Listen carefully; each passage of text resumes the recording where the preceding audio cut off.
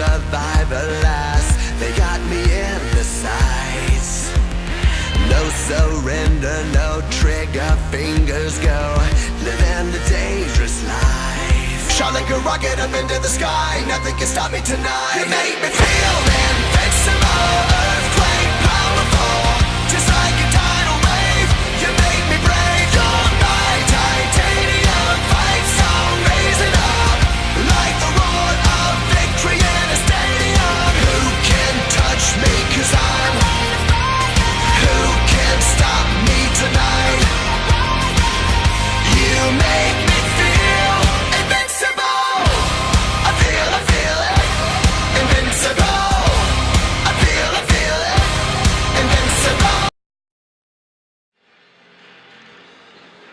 Almost 3 weeks to the day that they've played for the second time this season, UMass Boston men's hockey and New England College face off for the third time during the regular season, and possibly just a week before a fourth meeting coming in the NEHC quarterfinals. Matt, the last time we saw these two teams, NEC was riding high, had earned a win over Babson, earned the weekend sweep with 3 goals late against UMass Boston. They've gone ice cold, 1-3 in 1 of their last 5. The Beacons equally as cold, 1-3, including their first 3-game losing streak of the season. Yet we look at where they are in the NEHC standings. Both teams have a chance for the number 4 seed coming into the weekend and a chance to host an NEHC quarterfinal game. What needs to change, especially for UMass Boston heading into this final weekend, but for both of these teams to have a chance to be contenders here in the NEHC tournament coming up starting next week? I didn't get an intro today. You didn't even give me, I'm here with Matt Meisenbacher. People don't even know I'm here yet. If people don't know who Matt Meisenbacher is at this point of the season, you got to give me my entrance, Seth. It was 3 weeks ago. Today. All right. Well, listen, no, I think you're exactly right. We're at a point in the season, where it really, the standings are going to get a little bit stuck with where they're at. You take a look at the NEHC and, point on, nice job, graphic girls. You can see Norwich is locked in. I think Babson and Hobart will have, the 2 and 3 spot. Looks like they've got those pretty much locked up, barring something catastrophic. UMass has really put themselves behind the 8 ball here. I mean, they had a chance for that 2 seed not too long ago. Norwich has had that 1 seed pretty much locked up for about a month now, but they're really in a tough spot, and they're playing for home ice. But I'll tell you what, the goal was really to be playing one of those 2 teams, whether it be Castleton or Skidmore. They can still play a Southern Maine team, but that Southern Maine team has already beat them, and this NEC team is quite formidable. We've seen them beat them in this arena not so long ago, and they're going to play them again here tonight. The Beacons have beat every team but Norwich in the NEHC thus far, but they've also lost to quite a few of those teams. In fact, I think at this point they've lost to everyone but Castleton in the standings. That shows the parity in the conference. We look at the all-time series right now, and these two teams have played extremely close games, especially over the last couple years. You look at the last 15 meetings, UMass Boston 45 goals, NEC 44 goals. The Beacons with the slight 8-6-1 edge. And this year we've seen it. The Beacons won 5-4 up at Lee Clement Arena back in November. You see NEC won that last one 6-3, but it was a lot closer than that. The Beacons scored the first goal of the third to tie it at 3, and then NEC 3 goals in a 4:59 span, including an empty netter, to earn that 6-3 win here in Boston. I want to go back to what you just said. They've lost to everyone at least once except Castleton. I think right there, a lot of points left on the table. I think UMass would be in a totally different spot right now. If they lose in overtime to Skidmore, obviously getting blown out against Hobart. You take that one to Southern Maine. Yeah, overtime to Southern Maine here. And so a lot of points left on the table. Now you find yourselves in a spot where you're still okay. You can still get home ice for that first round, but you really put yourselves in a position where you've got to turn it on pretty quick here. You're almost in conference play. It's the last weekend of the year. You got senior night tomorrow, and you've got to get hot in a hurry going into this playoff atmosphere. Even if you're at home, it's no guarantee against a very strong Pilgrims team. Right now we'll take a look at the highlights from that last one. The Beacons held early 1-0 and 2-1 leads. In the end, it was New England College who just had a little bit more left in the tank on a Saturday afternoon.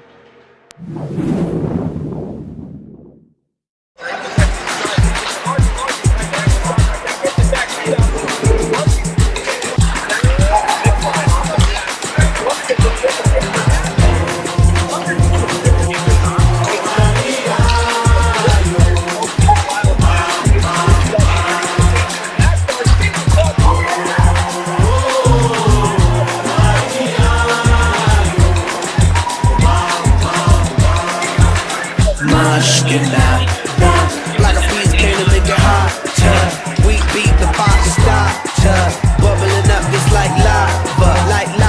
heated like a sauna. Penetrating through your body, rhythmically we massage ya. With hip-hop mixed up with samba, so yes, y'all. You know we never stop, we never rest, y'all. The black of music keep it funky fresh, y'all. And we won't stop until we get y'all, say it.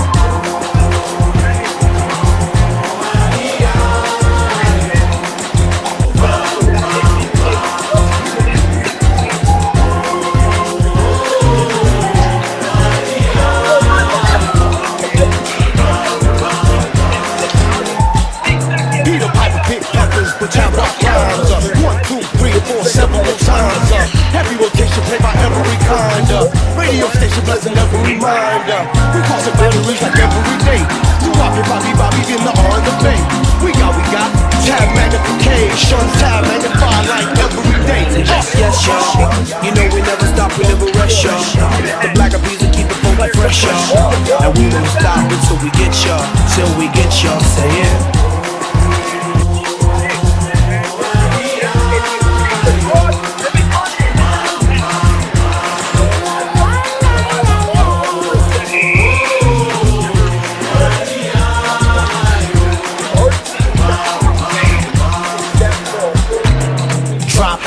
Be my daily operation. Gotta put in work in this crazy occupation. Gotta keep it moving. That's the motivation. Gotta ride the waves and keep a tight relation with my team. Keep it moving and doing it right. I'm in the lab every day till daylight. That's the way things move in this monkey business. We took an old samba song and remixed it.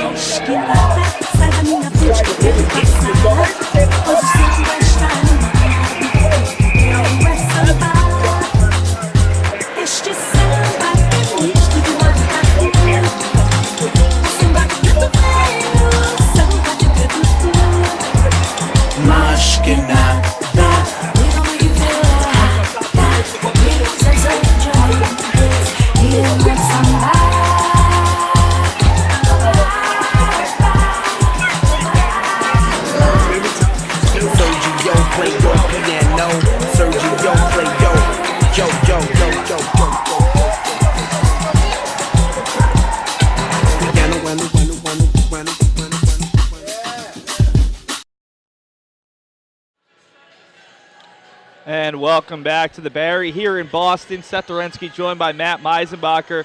Matt, we'll look at the team statistics, and really the big thing that separates at least New England College from the rest of the conference has been their special teams. They rank 67th out of 81 Division III teams in a combined special teams rate just under 47%. They're -1 on the year. You look at UMass Boston, that's been a place they haven't struggled even during their recent woes.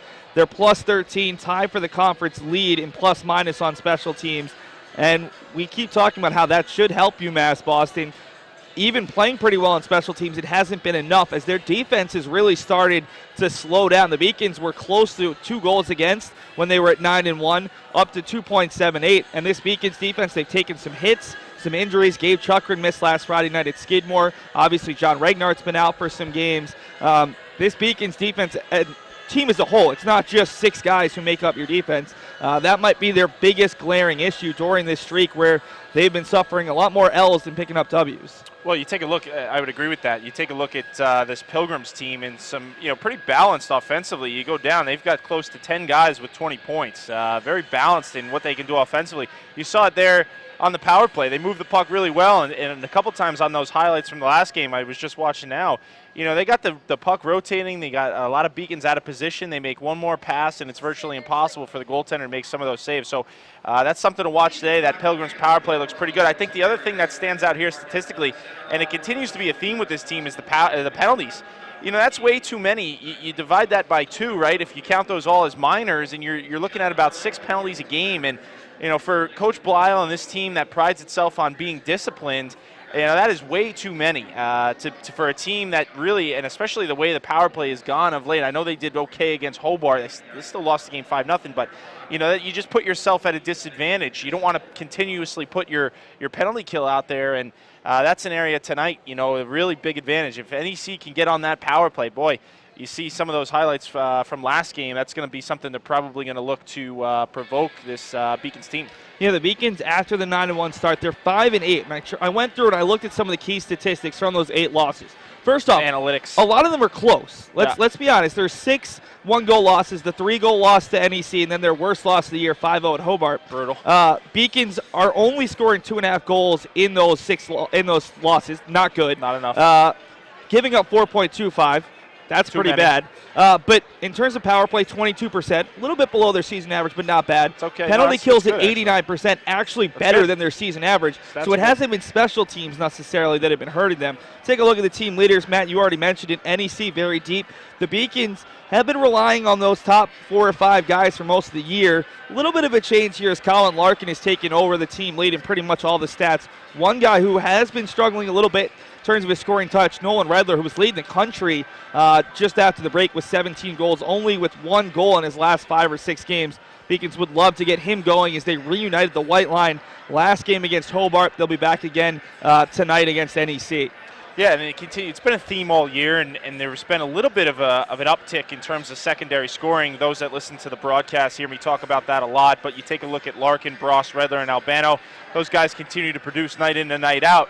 Over a point per game. The next 2 guys are Wickline and Sifrandini at 18 and 17 apiece. You've got Santapass and Knockbauer at 16. So there is some secondary scoring there, but those top guys continue to just be, way above where everybody else is on this team, and I think that's part of the reason this team has struggled a little bit. I think you're seeing schemes against those top guys. I think you're seeing matchups, and there's really nobody behind those guys that has stepped up to replace that, if those guys have an off game or if they're having a little bit of a struggle matchup-wise. So that's an area that Coach Blyle has tried to remedy. We've seen him drop and move Larkin around a little bit, and we'll see today. It looks like he's going to put that top line back together with Redler, Larkin, and Bross. They're going to need that second and third line and even that fourth line to contribute. On the other side for NEC is that's the wrong logo, 100% on me. Pretty sure most people who follow the conference recognize the difference in logos. Joe Osaka has 29 career goals and 17 career assists. He's posted almost half of those here as a senior, so he's really stepped up for the senior out of Tokyo. Our player to watch today, it's a guy who hasn't been in the lineup as much as of late. That's the freshman Jack Riley. Was injured the last time against Southern Maine, didn't play against NEC. He's a local guy. In fact, one of his good friends, Connor Fries, who he grew up with, was a caddy over at the local golf club on the Cape with. He's playing for NEC, and he's a guy who can help the Beacons, especially in terms of legs. I love this kid. I can't wait to see what he's able to do. Every year it seems like Coach Blyle has one more kid that he brings in that really stands out, even in his freshman year, and continues to throughout his Beacon. And I've got Riley pegged as that guy. We've seen it with Larkin. We see it. So now his numbers were great. Love the way he plays this game. He's got a great shot, and it's good to have him back. He was a missed piece for a while. You see there, he missed 5 games due to that shoulder injury. Good to have him back. Take a look at our goalie matchup graphic, and we've got 2 guys who will be playing each other for the 3rd time this year. A senior in Kyle Shapiro, who played at Southern Maine. Bailey MacBurnie, who's been the starter pretty much the entire year, pulled for the time this year against Hobart, gave goals 30 minutes. It's going to be a really fun matchup between 2 guys. The last time we saw them, they were trading big save for big save, and this matchup means even more in the conference standings. Yeah, I mean, and we know what these goaltenders are capable of. I think MacBurnie looking for a little bit of a bounce back here in this game, as you mentioned, after getting yanked. From what I understand, it wasn't necessarily his fault, just a team where a coaching staff needed a spark. They gave up 5 goals in 11 minutes. But here you have a Pilgrims team that is well aware, and I'll tell you what, it's not all on MacBurnie. A lot of times it's the secondary, it's the screens that get by him, and we know what we get with Shapiro, man. This kid battles, and we've seen him make some incredible saves in this rink. He's very athletic, and it's going to be another goalie battle tonight. But I'll tell you what, the other things too, Seth, these teams both know now, with a win, I believe, a win or a tie, UMass will clinch home ice. So NEC knows they need to win tonight if they're going to have a chance at getting home ice and kind of flipping the tide on the Beacons. And NEC is coming off a loss that probably hurt just as much as the Beacons lost. They were ahead of Norwich at home 2-0 through 2 periods. A shorthanded goal, a power play goal to tie the game from Norwich, and then a power play goal by who else? Kobe Downs. We love the freshman for Norwich. Hit midway through the overtime, gave Norwich the win. That helped Norwich end up in a really good spot going into the final weekend for the top seed, but it also means the Beacons are up on NEC by 3 points. One tie or one win for the Beacons either day this weekend wraps up the 4 seed and a chance to host this weekend. We'll take a break for the national anthem, bringing the starters and our keys to the game right after.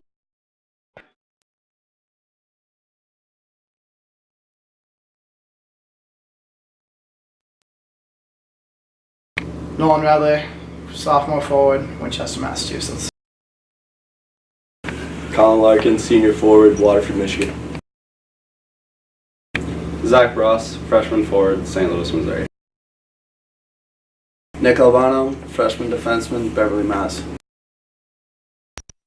Gabe Chuckern, junior defenseman, Media PA. Bailey MacBurnie, sophomore goaltender, Beverly, Massachusetts. Paris changed my life, and I got there through UMass. Those very specific seminal moments in Paris, the subway. A man in a tuxedo walked in, and a woman in a long gown. And it was stunning. It all hit me. It was like a lightning bolt. There was this world of beauty and style that I wanted to be a part of. That was the beginning of the journey. And that all came through the University of Massachusetts. And that was really a key moment for me. It's one of those moments you never forget.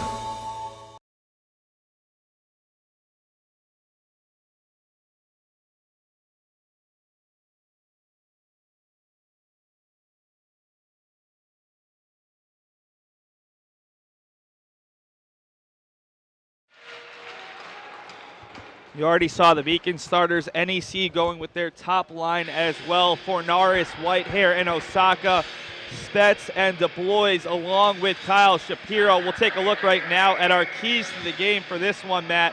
And for UMass Boston, so much at this point of the season is a mental game. The Beacons riding a 3-game losing streak, playing a good opponent. Do they have the legs, and do they have the mentality to come out and earn a victory against a really strong NEC team? Yeah, they need a little Triple H mentality to see his entrance song playing, as usual for the Beacons. But, yeah, tuck away, they've lost, I think it's 5 out of the last 6. You got to put it behind. You can't change those scores. At this point, you could just move forward. Got to find a way to win tonight. And, yeah, full 60. Coach Bile talks about that a lot. And we clearly have not seen that from this team in quite some time. And it's going to be a must-have tonight, an NEC team that just does not go away. An early goal will be huge. If you can get some of that confidence back as a team, I think that's going to be a big task for this team. You've got a goaltender against Shapiro who's pretty good, so that first goal is going to be tough to come by. But you can see here, both teams with a lot on the line tonight, Seth, and we're ready for puck drop. UMass Boston in the home whites with the blue pants and the blue numbers. The road reds with the blue navy pants and the white numbers. NEC wins the faceoff, as it's NEC controlling the puck, sliding it out to the blue line where the Beacons grab it at their own blue line. Albano over to Bross. Bross will bring it out to the red line. He's got Larkin ahead. Instead, he tries to dump it in low, right off the skate of an NEC player. Handled there, and it's dumped in off the shoulder of MacBurnie. Albano looking for Bross. He wins the foot race, tries to dangle around the defenseman. Boston in the midst of a change. Huge hit right at the blue line and getting decked there. He's going to get called, Seth. Fornaris. That's a late call. And we'll see. I want to see what he calls here, Crowley. He's going to call a board. Okay, 50-50. I think there was some distance there, and obviously you got to give the player a chance to absorb that hit. But that's a 50-50 call there. Crowley with a little bit of a delay on the call, but we'll see the Pilgrims with the first power play here tonight. And this is something already, a penalty from the Beacons. That 12.9 average in penalty minutes a game. Not going to help you taking one this early. Shot teed up. MacBurnie can't find the rebound, and there's a huge save by Bono before MacBurnie slides across with the toe. 3 big saves, 2 from MacBurnie and 1 from his senior defense, Kennesaw, Georgia. This could be a disastrous start for UMass Boston as the shot goes all the way through the front, and it's picked up. The Pilgrims. Clearly the objective for the Pilgrims here, get pucks to the front of the net, not even looking to pass very much, just trying to fire it from all angles. Whitehair picks up the loose puck, sends it back out top, and MacBurnie the save. It's big for the Beacons, who will regroup and send out a new 4. It's his 4th or 5th shot on goal, 4th or 5th save already, Seth, and you mentioned a big stop there right off the draw. First shot went up in the air, it was bouncing in the crease. either him or Bono who made that stop, but a few good saves here from MacBurnie. Seems to be dialed in, but the Pilgrims just really firing the puck here on this power play. Beacons C out of the net. NEC controlling behind. 18:27 to go in the period. Unable to handle it there was Keenan to get a clearance. Chance here for Guerrero. Turn, flip, and play here. Like, not sure who that NEC player was. Try to get a number there. Yeah, it was Haase behind the play. Gave Gallagher an extra. No penalties called. And a nice blow. Ice. Good clear by Riley. Beacons fighting for it. Good pressure there from Nakbar amongst 3 NEC players. 30 seconds to go on the man advantage. UMass Boston starting to get into this penalty kill. It's been so good all season long. Riley out there on the penalty kill. Good to see him. And it's going to be an offsides. Riley returned on Saturday against Hobart after missing 4 consecutive games with a shoulder injury. I want to see what Coach Blyle does here. And it looks like he's going to go with a modified top line. That white line, he's got Larkin and Bross out there. Wouldn't be surprised if Redler's the one who comes off the bench in the next 20 seconds. Larkin will flip it down the length of the ice, and this will kill off a little bit more clock. You see NEC going with that 3-wide swing on the breakout, and pretty good zone entry there. When you've got that many guys swinging, pretty good amount of pass options there, and you saw easily entering the zone on that breakout. Behind the net, it's back to 5-on-5 hockey. Larkin picks it up. Larkin looking at his options, finds Bross ahead. Bross with Redler to his left, trying to avoid the contact. He gets knocked down. It'll stay with the Pilgrims. The Beacons keep it in. Albano from the top of the circle. Hard shot. Redler was there for the screen, but the Beacons can't put it through. His first shot of the game. Bross with another look, floats it in front, well wide, and the Pilgrims have a chance to clear. Yeah, Ryan with a couple shots, a couple hits there, and a block shot, I believe, and a nice shift there from that top line from the Beacons, but here look, knocked down by his own player. Successfully picked up by Albano, looking for the long stretch pass for Redler. Redler 1v1, turns backhand well wide of the net, and the Beacons are going to change. That's a great pass from Albano. It's a seam pass right through the middle, right on the tape, and a credit to Redler, the soft hands, catching it, not allowing that puck to jump off the blade.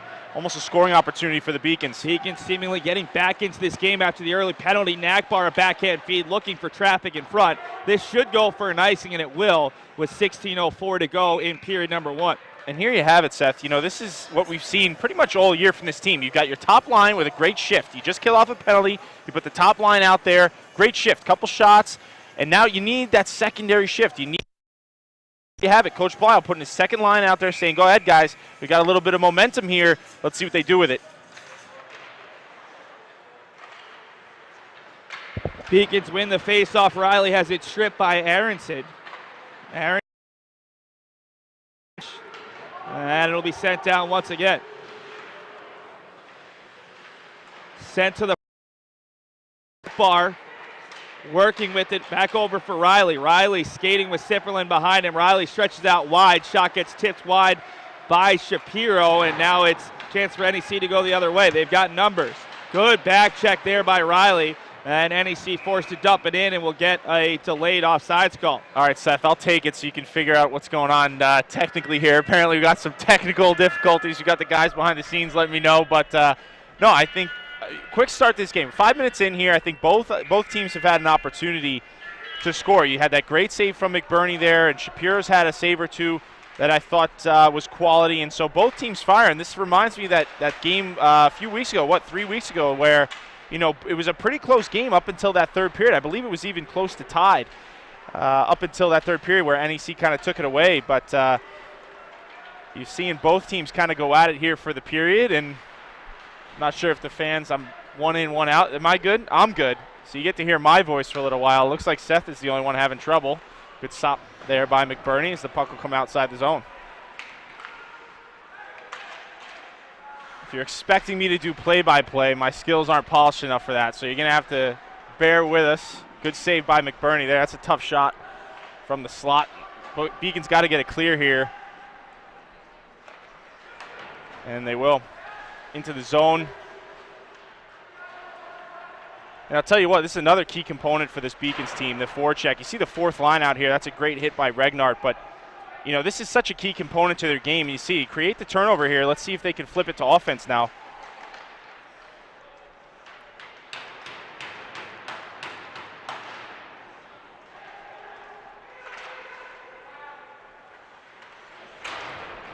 It's a big hit. Big hit. Keene looks to be all right. Pilgrims are clear here out of the zone. Could be a 3-on-2. Good back check by Holiday. And this could go for ice unless Keene gets there, and he does. That's going to be waved off. Beacon's on a change here. If Keene can hold, he's going to get support in a matter of seconds.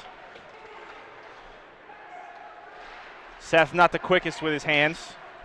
He's taking his time here, leaving me all alone in my foxhole. Here he comes.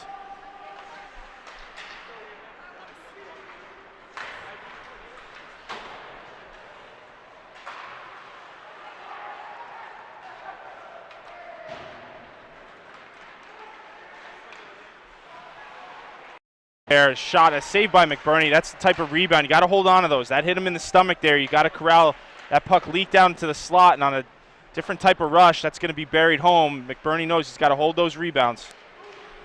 All right, well, let's try this again right now as Albano behind welcome the net. back.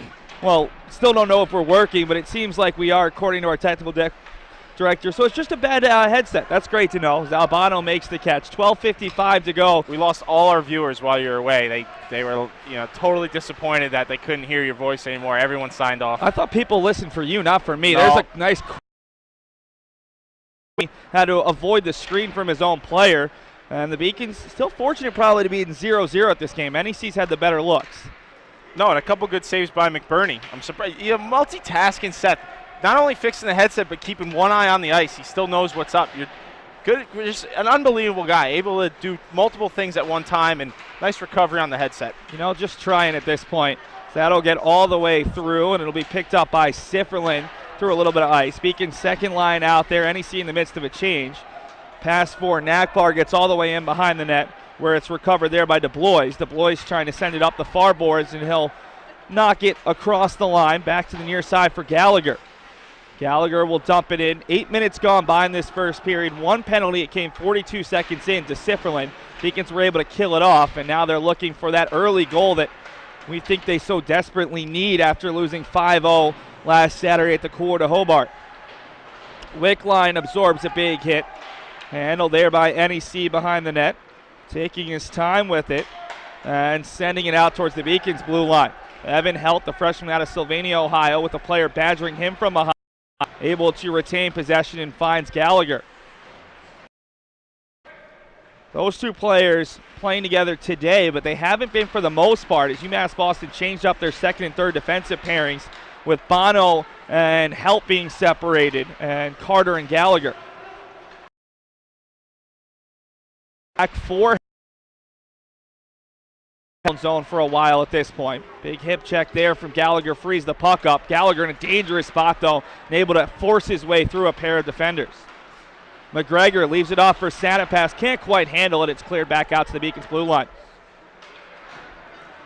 Now it's Bono with it through the red line, tries to barrel his way through into the zone successfully. Got some help from Sanapass there.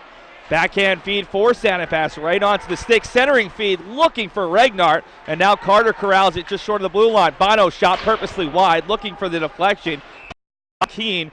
And we've got a whistle, and I think it's going to go on NEC. Yeah, that'll be a Pilgrim going to the box. Beacons will go on the power play here. It looks like a little bit behind the play. Might have been in front of the net set. Didn't quite see the infraction, but it looks like it's either a hook or a slash. And it looks like Zollner will be the one who's going to go and who's going to sit. Did I pronounce that correctly? You did, but remember, you gotta pick out which Zollner. Oh, that's Andreas right, the and Adam. brothers. This is Adam, the brothers. the yes. sophomore, his older brother, Andreas, yes. the junior. Pair of players out of Varnamo, Sweden. Trivia on Varnamo later on. That won't be the trivia question of the day, though. I promise you, Matt. All right, I thought you were going to get me on that. Okay. Beacons' first chance on the power play, one of the top units in the conference, number 2 overall behind Norwich at 20%. They have been one of the top units all season long behind the University of New England, who sits number 1 overall, one of those top 3 teams in the CCC that is looking oh so good right now if you're a Division III hockey fan in general. Bross leaves it off for Albano. Up top for Larkin. Already has the program record for power play goals. Looking for number 22 there, but it didn't get all the way through. Shapiro didn't see it. The puck was deflected. It was laying there in the crease. Just no Beacon home to tap it in. Redler tries to feed it back to the near side for Albano, and Albano can't win the race, but he does knock down an NEC player in the process. That was Bergquist who got knocked to his butt. Albano waiting, sends it towards net. Chipped away there by Shapiro. Redler able to feed for Sanipass. Minute gone by in the man advantage. 9:30 left in the period. As Bross able to find Larkin. Larkin waits. Collected down and kept alive. Great tip there on the back side. Kill a little bit more time. Bergquist with a big block, but that was where there's no padding. That's definitely going to leave a bruise. As a hard shot by Larkin. Wickline, a great job to keep it in. Albano, a soft little shot trying to fool Shapiro. Redler keeps it alive, looking for Wickline. Puck still loose, and we've got a stoppage. The Beacons had the puck just outside the crease, and we'll see what the call is. It might have been a crease violation. The referee also might have just lost the puck. Yeah, I think he lost sight, Seth. Oh, man, it was just as the whistle was blown, the Beacons scored. It's Albano right there. He tucked it home, but it was too little, too late. The whistle had blown, and that'll be an in-zone draw. Tough break for the Beacons. Much to the chagrin of our camera operator, Marcelo Cunha. That doesn't happen as often in soccer as it does in hockey. Brutal. Up top, it's Nakbard leaving it for Chucker, and he's able to keep it in along the blue line. Didn't look pretty, but almost worked. Now it's cleared out to the red lines. The Beacons running on empty right now with 20 seconds left in the man advantage as Nakbar absorbs a big hit. He opened himself up to it. Ahead for Nakbar out of Washington State. Stat and assistant coach with the Los Angeles Kings and a former NHL player. Down to 5 on the man advantage. This will pretty much do it as MacBurnie will float it all the way looking for Wickline. Nice job to break up that pass by the Pilgrims. And we're back to 5-on-5 hockey. Both teams 0 for 1. Here's a chance for a breakaway the other way. It's Mike Whitehair. Whitehair leaves it off to his team. Up by Carter. Maybe too unselfish there? That was a great play. Great back check by Carter. Took the right angle, and I'll tell you what, way to read the play there. It was, like you said, maybe a little bit, good save by Shapiro, a little bit unselfish, but I'm not sure he would have had a shot either. I think the pass was the only play there. Carter forced the turnover. Looked like it was going to be a 3-on-0. Carter got back fast, Great and speed. Whitehair left it off for Fornaris, who has just 4 goals on the year. He had it tipped away by Carter. Still that top line there, and Fornaris, a second chance, deflected down. Good work from Gallagher. Beacons try to clear with Evan Helt, who gets some help from John Regnard, a former defenseman in his own right. Regnard ahead for Keene, who gets pushed off the puck. Not a huge check, but enough to create a little bit of time for NEC with 7:35 to go in the first. Keene out there on the line trying to feed it ahead for Regnard, who couldn't win the foot race. Third member of that line. Long on the fourth line. Out top. Handled there by Spet, sends a shot wide. Chance for Holiday clear, and he will do so, but this should be enough for an ice. Didn't catch an NEC stick, and there's the whistle with 7:12 to go in the first. We're seeing both teams kind of play in tides here, and what I mean by that is, you know, you get a couple shifts on offense, then a couple shifts on defense, and we've seen here NEC they're the aggressor right now. UMass had a couple good shifts. They were able to stockpile a couple good, the first, the second, and the fourth. Third might have been mixed in there as well, but a couple good, didn't generate any scoring opportunities off of it. But now here you see the Pilgrims with a couple opportunities, and seems a little bit like we're going to be going back and forth as that puck didn't miss by much. No, a good look from Bryce Nielsen. A blind backhand shot that went just wide. Third line out there for NEC against the Beacons' fourth line, who was called for that icing, and Keene unable to get the clearance. Huge hit. The very large Keenan Haase, just not quite as large as Evan Helt. Yeah, Helt's a big body, and boy, he seems to just be improving every game. You saw a big hit, good read there, not to take a penalty, but using his weight to his advantage. That's a big hit. Now we got 2 players down right in front of the NEC bench. It was Holiday getting tangled up there with a Pilgrim. Looks like Nick Ryan, who also went down just in front of the bench. NEC on the breakout, good ball, and the Beacons are not going to be happy with the shot after the whistle. I think you're all right there. That was a pretty quick whistle and a quick shot after. I think that's justifiable given the circumstances. 6:23 to play, you know, and I think with both the way both these teams, where they're at in the season, I think you take a look and you kind of wonder what's going on in the locker room. very easy to start pointing fingers. Why am I not playing more? Why is he not playing? What is coach doing? Why are we, running this system? We should go back. We should have this line. That's what is expected. The hard part is to kind of reflect, and you think, okay, how do I improve, right? I mean, if you were a perfect player, you'd be in the NHL, and even those guys continue to improve. So the hard part, and you take a look at where both these teams are, you do some self-reflection. You think, okay, how can I be a better player myself tonight, and trust somebody else will pick up where they need to. Chance in front. Time against UMass Boston, denied but possibly by the shoulder of MacBurnie, as Bros couldn't quite handle himself around an NEC player, and then Redler tried to come in for the big hit, instead got knocked down himself. Yeah, definitely a physical edge here. I think MacBurnie definitely got his night thus far. There's Bros, a big shoulder into the body of DeBlois, and Matt, at this point, if you're a perfect player, you might be at the Olympics if you're some of these guys' ages, if you were a true. Yeah, it's a very good point. I wonder if Larkin got any looks for that. I wonder if they were seeing his availability. Donato from Harvard and Chad Greenway, who becomes the first American to play for Team USA in terms of hockey. So that shot goes by. Joe Osaka on the score, who's been very good this year. Both he and Fries have 3 goals against UMass Boston. Larkin has 5 points this season against NEC, and that's a pretty obvious penalty on Osaka, who hooked a Beacon there, and he's going to head to the box. Yeah, another opportunity for these Beacons. They'll go right back on the power play. It's been a pretty even period here thus far, but I'll tell you what, the power play looked good for the Beacons. That first unit came out and was really generating some opportunities, and they almost had a goal. They scored a goal just after the whistle. Exactly, and unfortunately, I don't think you get any points for those, but this Beacons power play, but it really remains the same. It's that top line that continues to produce, and it's going to be crucial. If this team's going to be success, they've got to find ways other guys to produce. But a big face-off draw here. Beacons with a little bit of momentum here late in the period. Fries wins the face-off against Redler. The attempted clearance takes an odd bounce around Albano and all the way out. It was actually Whitehair 28, not Osaka, with penalty. So Mike Whitehair, the Victor, New York native, will scoop up the trash, bring it into the zone, evades one player. Albano the shot, rebound loose, and Redler puts it in. The easiest goal he scored all season long, as Shapiro had no idea where the rebound was, and Redler had a few seconds to finally tap it home. He had a couple stick handles there. It's like he was playing with it, playing open hockey, kind of looking at the goaltender as he puts it in. I don't think he meant to. I think it's just instinct, but you see Redler just, and you hear this at all levels. You go to the front of the net, and somehow you'll find a way to score when you're as talented as Redler is. A great shot from the point. I think Shapiro was trying to get that in the corner, and rather than hit off where his knee pad hits, it hit more towards his 5-hole, created a rebound coming out the other side rather than going to his right, came to his left. Redler was able to corral it and score off the power play, 1-0 Beacons. Nolan Redler had 10 goals as a freshman on the Beacons top line, already with 19 season. Give him 31 points, one ahead of Nick Albano, who just picked up his 3rd point as a freshman defenseman. Gaudy numbers for the Beverly, Mass native. Huge, and he continues to remind me of Tyler Bishop, just constantly putting up points. It's almost like every night he's adding a few more points to his total. He's been tremendous for this team. Well, Bishop set the program record for points as a defenseman with over 88. I think Albano might have a chance to break that record by quite a few. He's putting some pressure on him for sure, but a huge play for the Beacons, getting a lead late in this period. Now let's see if they can hold it. 4 minutes to play. Beacons, one big issue, especially in that last game, was giving up goals right after penalties. Yep. See how the Beacons do on this first and second shift after.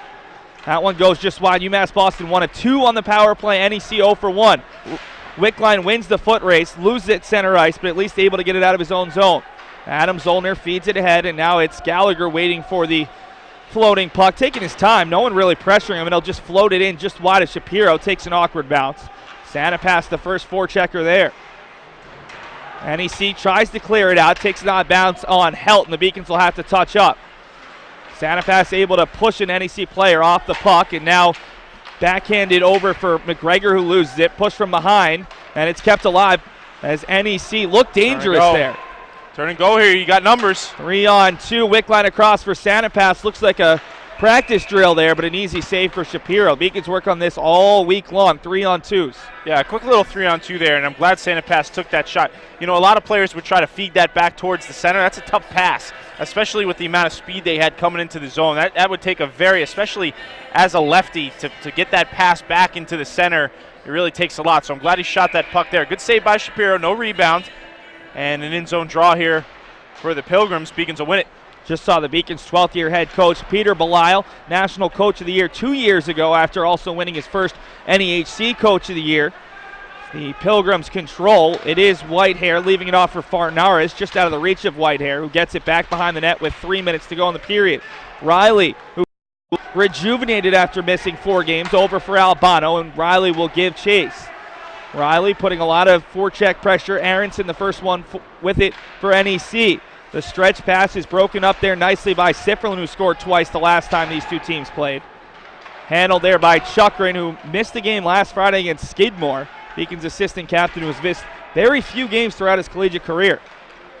Chukrin will lead the rush with an NEC player losing his stick, and Chukrin loses the puck but also runs right through an NEC player. Not the best hands. Looks like he's chopping ice there a little bit at the blue line, but gets away with it. I'm sure the guys will give him a little bit of ribbing out on the bench for that. Bross into the zone. Shot goes just wide. Didn't get all of it. Redler looking for a centering feed. Gets it right back. Redler a second effort, and Shapiro able to cover up for a moment, but couldn't hold on. Nolan Redler, the goal scorer, still after it, and it's brought out of the zone. Nice hands there by the Pilgrims. Dumped down low. Carter trying to feed it back for the knees there. Bross able to find Larkin. Larkin started that whole power play goal. Couldn't hold on to, found Albano. Albano's shot was stopped by scored 30 seconds into the Beacons' second man advantage. It goes into the Beacons' bench stoppage. Yeah, so late in the period here, you got a minute 28, and if you're the Beacons, you want nothing more, just go into the locker room with the lead, especially coming off such, last weekend and losing 5-0 on the road. You lost in overtime to the team in last place in the conference. Really mean a lot to go into this period with a lead, get some confidence back into the bloodstream, and a face-off at center ice here. You got a minute 30, so got to find a way to maybe just get these pucks deep and give yourself a lead after one. Evan Helt sandwiched between two players. A soft, it doesn't, that was Zollner on that particular look, who just missed high. Beacons have had a couple bad giveaways in their own zone. They struggled early on, gotten better defensively as this game has gone along. Sifferlin trying to feed it back towards the center of the ice. Doesn't get much on it, and it's Zollner with it. Has one option to his right, gets around, but it's going to be offsides with Bryce Nielsen just a step too far ahead.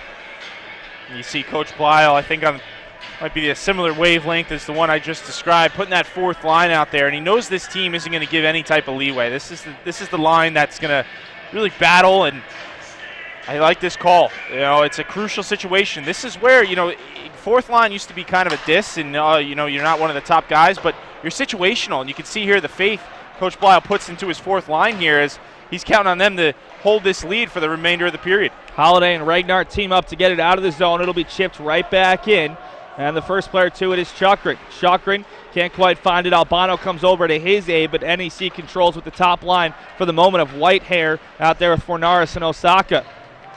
Tip back out, but again, NEC will dump it right back in. 27 seconds left as the reinforcements. Larkin's out there as the Beacons' top line begins to. This does not touch and stick, and it should be an icing, and it will be. And Albano just trying to do too much there. Pass in the center lane. You could probably hit the red line and get it. Instead, you try to hit on the stretch pass, and I know what he's trying to think. Maybe send somebody on a rush. You can double your lead here. But now you've got an in-zone draw. You miss on the pass. Now you've got an in-zone draw with 17 seconds. You're putting a lot of pressure on Larkin as the center here. Second line for NEC, Fries, Gorschak, and Zollner after the Beacons icing. Keene working 1v2, sends it right into the skates of an NEC player. Coming to his aid is Holiday, looking for Larkin with 4-3, and that should do it for the first period. So a nervy start. The Beacons went on the penalty kill just 40. Nolan Redler goal gives the Beacons to be at least a promising start for a Beacons team that suffered their worst loss of the season last weekend. Yeah, no, this is where you want to be. You've got a lead coming after the first period. You're no longer blanked, right? You got blanked at Hobart, and now you got a goal on the board, so you can get rid of that thought. I think a lead is so huge for this Beacons team. I mean, quite frankly, Seth, they have just not shown a huge propensity for being able to come back, and the later this game goes on, this is a team that really strives with the lead. So here you are, 1-0. That's an established period. That's a period you can build on. I think it's evident Coach Blyle likes his fourth line tonight, putting them out there in that key situation, and we'll see what adjustments NEC can make. Played very well that period. Just the one mistake ended up in the back of their net, but I'm sure they're going to make some adjustments as well. We'll see what we have for the second. Well, Matt, you said it right. The Beacons this year, 8-3 when leading after one, 1-2 when trailing after one. The bigger issues after the second, 13-0 when leading after 2 periods. There you go. 0-7 when trailing. So can the Beacons do this for 40 minutes? That's really the key. Right now, we'll take a look at our first video of the game that doesn't involve UMass Boston men's hockey. It's UMass Boston women's hockey, a huge 4-point weekend last weekend to wrap up the number 2 seed in the upcoming NEHC tournament. And we'll take a look at their score after the break as well, as they started at 6 p.m. tonight at Plymouth State.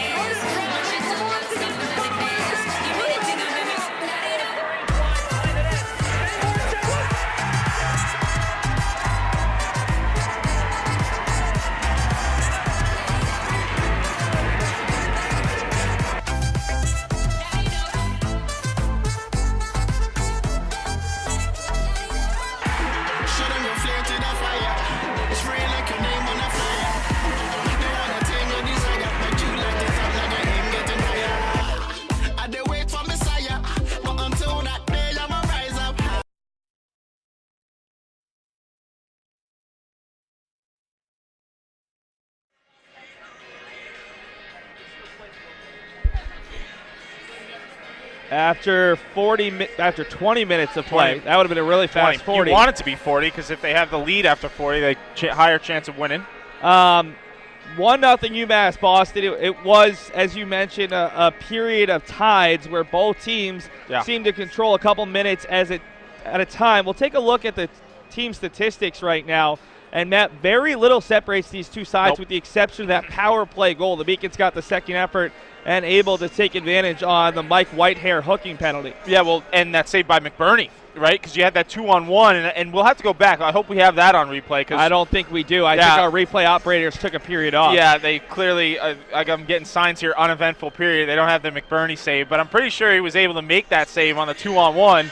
And I'll tell you what, that translates, it's amazing what a big save can do to a team. So often when you watch a hockey game, you'll see a team, a goaltender makes a big save, come right back down and score. Now, it was a little bit of gap in between this one, but that save by MacBurnie is huge. Team comes down to get the power play. Redler is able to tuck one home.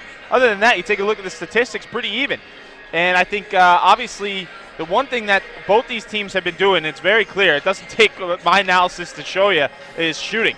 We saw NEC, clearly on their power play, 1 or 2 passes, shots to the net. Both teams, as they enter the zone, just really looking to fire it on net and get a rebound or a redirect. So expect those shot totals to continue to go up, probably going to end somewhere in the 30s or 40s, if not higher. But a fairly even period, and the Beacons just the team that was able to capitalize. You see the lone goal, 15-20 of the first period. It came from Nolan Redler. Just about 24 seconds into the Beacons' second man advantage opportunity. Nick Albano's 24th assist. Nolan Redler, his 19th goal. Those two will be part of a NEHC special that's coming out in a couple weeks about this UMass Boston men's hockey program. Wow. NEHC came into practice on Wednesday, interviewed those two along with Colin Larkin, Bailey MacBurnie, and head coach Peter Belisle. Redler got interviewed? Redler got interviewed. That's a slap in the face. He won't get interviewed by us. He's big league in us. And then he goes to NEHC, and NEHC gets he interviewed with me for that. So maybe it's me. I think it's you. He's got beef with me. I think you make him look short. We got to settle that. That's no good. I can't get a Redler interview. He goes right to NEHC, Seth. Is that what you're telling me? You've got an inside scoop with him? Well, I don't know, man. Oh, my God. I'm not quite as tall as you. Heartbreaking. Folks, I'm just learning this on air that Nolan Redler apparently does not enjoy an interview with Matty Mize. Well, he just hasn't had one yet. Maybe that's the issue. Brutal. Right now, we're going to take a look at some more highlights. We're going to take a look at some men's basketball highlights. The men's basketball team's first ever sweep over conference rival UMass Dartmouth. That happened on Wednesday night. The Beacons a 79-75 win. We'll come back with a look around the rest of the conference, look around the rest of Beaconville, and a look at the two highlights we do have. Matt, it'll be a joint effort as we look through these two highlights.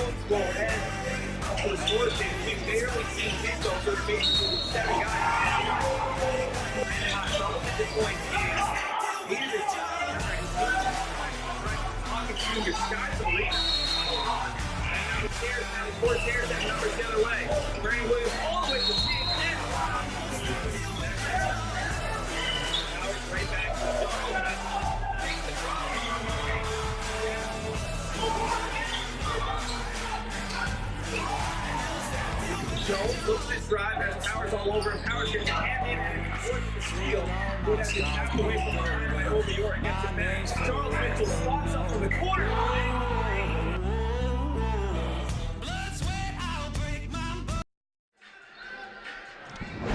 Seth Orensky joined by Matt Meisenbacher. The Beacons lead 1-0 through 20 minutes, and right now we'll take a look around the rest of Beaconville. Matt, the women's hockey team has gotten hot all of a sudden. 6 wins in their last 8 games since returning, but things aren't looking great tonight. So Time for a comeback. They 2-1 did it in the last third. Friday. Boy. So we'll see if the ladies can come back. They've already wrapped up the 2 seed. Can't be the number 1 seed. But you'd still like to see them finish the season strong. Yeah, Plymouth State got to find a way to win that one. Plymouth State's always pretty good, though. Plymouth State's number 4 right now in the conference, They're just behind Castleton. Pretty good. Huge day tomorrow as track and field competes in the LEC championships. Women's basketball looking for win number 20, which would be a program record. And then men's basketball looking to take a win tomorrow, and the men's basketball team clinches their first home game in postseason play since 2007. Oh, my God. Before you were a student. Yeah, well. When I was still a student at another institution. Yeah, I was in high school, so there you go. Right Some now, of the people behind the scenes. Gigi, were you even born in 07? Like, I don't even know if she was alive. I'm pretty sure that Gigi, our graphics operator, may have been born if she's a college student right now. Take a look around the rest of the conference. One huge game tonight that has a little bit of an impact on the standings, not just the 2-3 seed. If Hobart wins, hypothetically, they still could get the 1 seed, but they would need a lot of help from their travel partner, Skidmore, who's all of a sudden pretty good. Skidmore has won quite a few games after not winning a conference game in their first 10. Southern Maine and Babson, another close game. That was close the last time they played. And Skidmore leading Castleton. Skidmore could go from dead last by a lot to the 6th seed in next week's tournament. Wow. If they win today and then maybe get another point tomorrow against Norwich, you never know. Well, yeah, those last 3 teams are so close. I think it's 2 points. 2 points separate. Everything's close, man. It's just amazing how much you look. If you were, put it this way, if you were to look at the standings and then go 2 weeks and not look at them and then take another, it'd be totally different. With the exception of Norwich. With Norwich, but even, it wasn't that long ago where even Norwich was, a team where if they were to gone on a little bit of a skid and another team get hot, they would have been. So, yeah, the league is just so tight. And you know what? That's what makes for great hockey. That's what makes these games meaningful. But I'll tell you what, the one in this rink probably has the most riding on it. But a lot of people looking at this score from out of town as well. Yeah, I mean, UMass Boston with a win or tie clinches the 4 seed at worst. Pair of wins this weekend, a pair of Babson losses, the Beacons can move up to 3. That's asking a lot. But right now, the Beacons at least in a good spot for the 4 seed. We'll take a look at our 2 highlights right now from that first period. There was a lot more good action than just the 2 highlights. But, Matt, we got to use what we can work with. Alyssa just totally leaving us out to dry here, Seth. But you take a look. That was that early save there from MacBurnie. That was early on in the period. You can see there within the first minute and was able to corral that puck, get it into the corner. And here's the goal. You're going to see the shot. And you can see, and even if we can bring that back, I don't know if we can bring that back once more, guys, but if we can, I want to show you something here, Seth. Watch. So as we come into the zone, that's a nice move at the blue line. Albano using his body protects the puck. Now watch the shot. Shapiro's going to try to get this into the corner. Any goaltender is going to try to have that off the pad in the corner. You can see him looking that way. And then Redler right there, undetected, able to bring it home and tuck it in. And I think Shapiro just misplayed it, misread it. He's looking to get that off the pad, Seth, off into the wall. And you can see his body, his head looking that way. Took his eye off it for a quick second. Goes off that inside pad by your 5-hole. Comes out the other side, and then Redler's able to tuck it home. What I liked about that play is the fact that Albano, getting around that player at the blue line, brought the defender forward, leaving Redler all alone in front of the goal mouth. That's a battle that he's typically going to win. Well, it's a little bit of blown coverage there by the Pilgrims because you're supposed to have support on that side. You can't let that winger get deep like that. But I think all players were kind of thinking, okay, shot from distance, Shapiro's going to put that in the corner. It's a combination. And that's how a lot of goals are scored in hockey, man. If you one player makes a mistake and then it compounds a lot of other minor mistakes that would otherwise go unnoticed. You can see there, no one notices that blown coverage if that shot goes into the corner, ends up coming out the other side, Redler tucks it home, and now here we are breaking it down, making them all look bad. We'll take a look ahead. There's not a ton to look ahead in terms of the schedule. 1 game left in the regular season. It's senior day for the one senior, Colin Larkin. He'll be honored tomorrow at 4 p.m. and then next Saturday, time, place, opponent to be announced. The Beacons can at least get one part of it under locks. With a win or tie tonight, they'll be at home. With the win tonight, they'll also likely be playing NEC next Saturday, with the game likely to be a 7 o'clock start.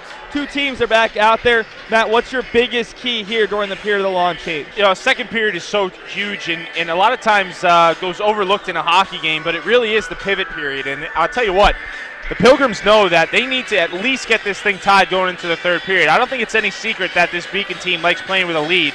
And the last thing you want to do is be on the road down in a game where you're really trying to get into one of those top 4 seeds. So if you're the Pilgrims, you know you got to find a way to at least get this thing tied. If you're the Beacons, it's the exact reverse. You've got to find a way to maintain this lead. You have not proven as a team that you're capable of making comebacks in the third period, especially against goaltenders of Shapiro's caliber. So you've got to find a way to keep this lead, at least build on it, and gain some of that momentum they had late in that period. They've got to carry over into the second. We're in for a good one here. Well, this year, the fourth goal between the two teams has been the key one. The Beacons have led 2-1 in both meetings. They took a 3-1 lead after scoring and won that one 5-4. The second time around, led in the second period to go down 3-2 and eventually lost 6-3. Chuckrin down. Did we lose Seth again? Unbelievable. I'm going 2 for 2 tonight.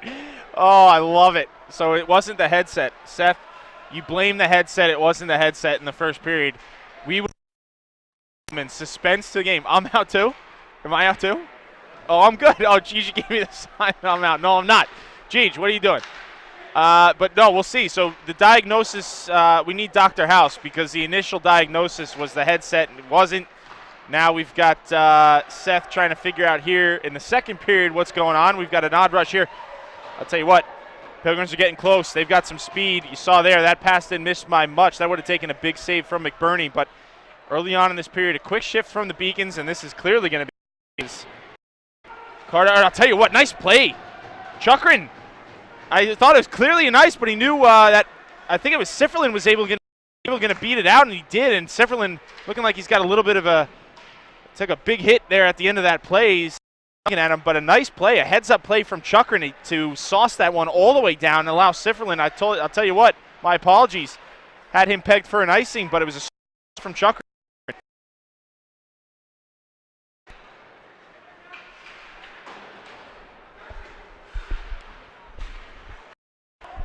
And we apologize, folks. Some technical, looks like the technical plague has made its way over to my side of the headset, and we've got a little, I'm apparently in and out now.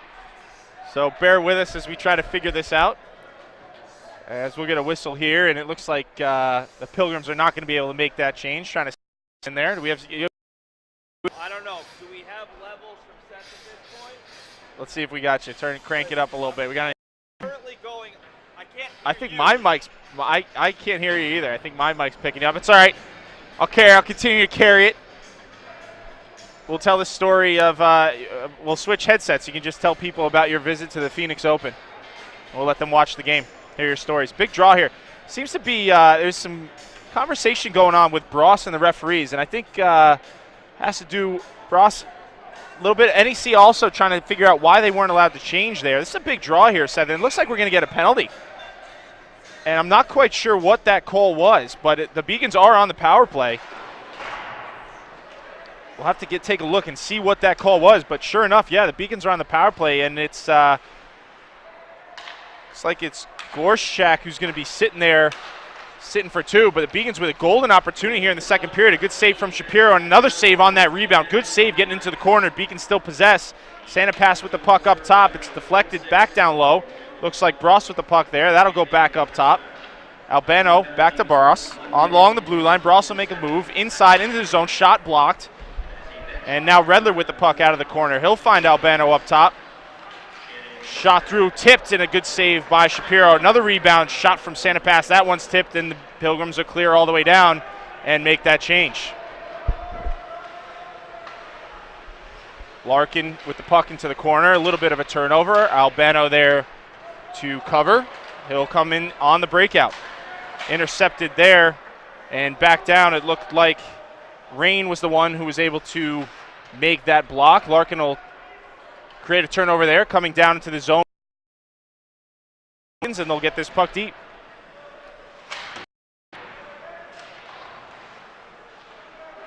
A lot of bodies down in that corner. Someone trying to dig it out, and they come to the Pilgrims. That puck will go down a full length. MacBurnie with the stop. He's going to try to catch the Pilgrims on a break here. Albano will chip this puck in deep, and looks like it's going to be trying to get in there. No wick line, but he is unable to corral that puck. Here, it almost comes to the other end. Chuckrin was able to enter the zone and should be able to post up on the 15 seconds.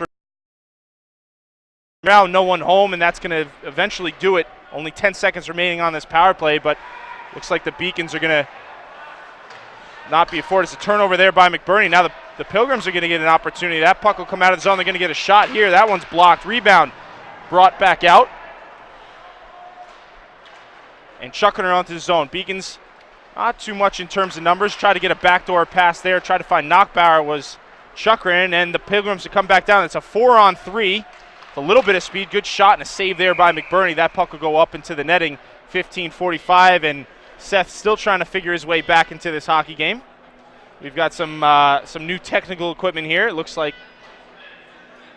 Do we have Seth is going with the microphone? I'm going to try this. It's not our typical, no, you're hearing me out of the microphone, but I can also hear you through the headset. We'll see how this works. This is interesting. A lot of feedback. Yeah, well, that's probably because I got the headset on. So let me take the headset off, and we'll see how we go from there. Certainly not the ideal situation, but hopefully you can hear me. And we'll try to do some play-by-play as we've got a penalty, and it's going to go against the Beacons from the look of Justin Holiday. It's going to be John Regnart heading to the box, and now it's their first chance on the power play in quite a while. Yeah, 15:28 here, Seth, and you can see Beacons on that power play just really not getting too much. They had a couple shots on goal there, but able to corral it into the side. This is a very with this in-zone draw, big chance for Knockbauer here. He loses this puck. Pilgrims are possessed. Chance here from the top of the circle. MacBurnie, the first save, a second save on Zollner, and MacBurnie holds on. Adam Zollner gets pushed there by Chucker, and he got 2, maybe 3 whacks. And again, we're seeing NEC get early looks on their power plays. No, and I'll tell you what, this is that chippy edge we saw the last time these two teams played. A great couple saves there from MacBurnie. Not only the first, but the second, the third. There was at least 2 more opportunities there, and you can see rebound there for a quick second, but some great stops from MacBurnie there.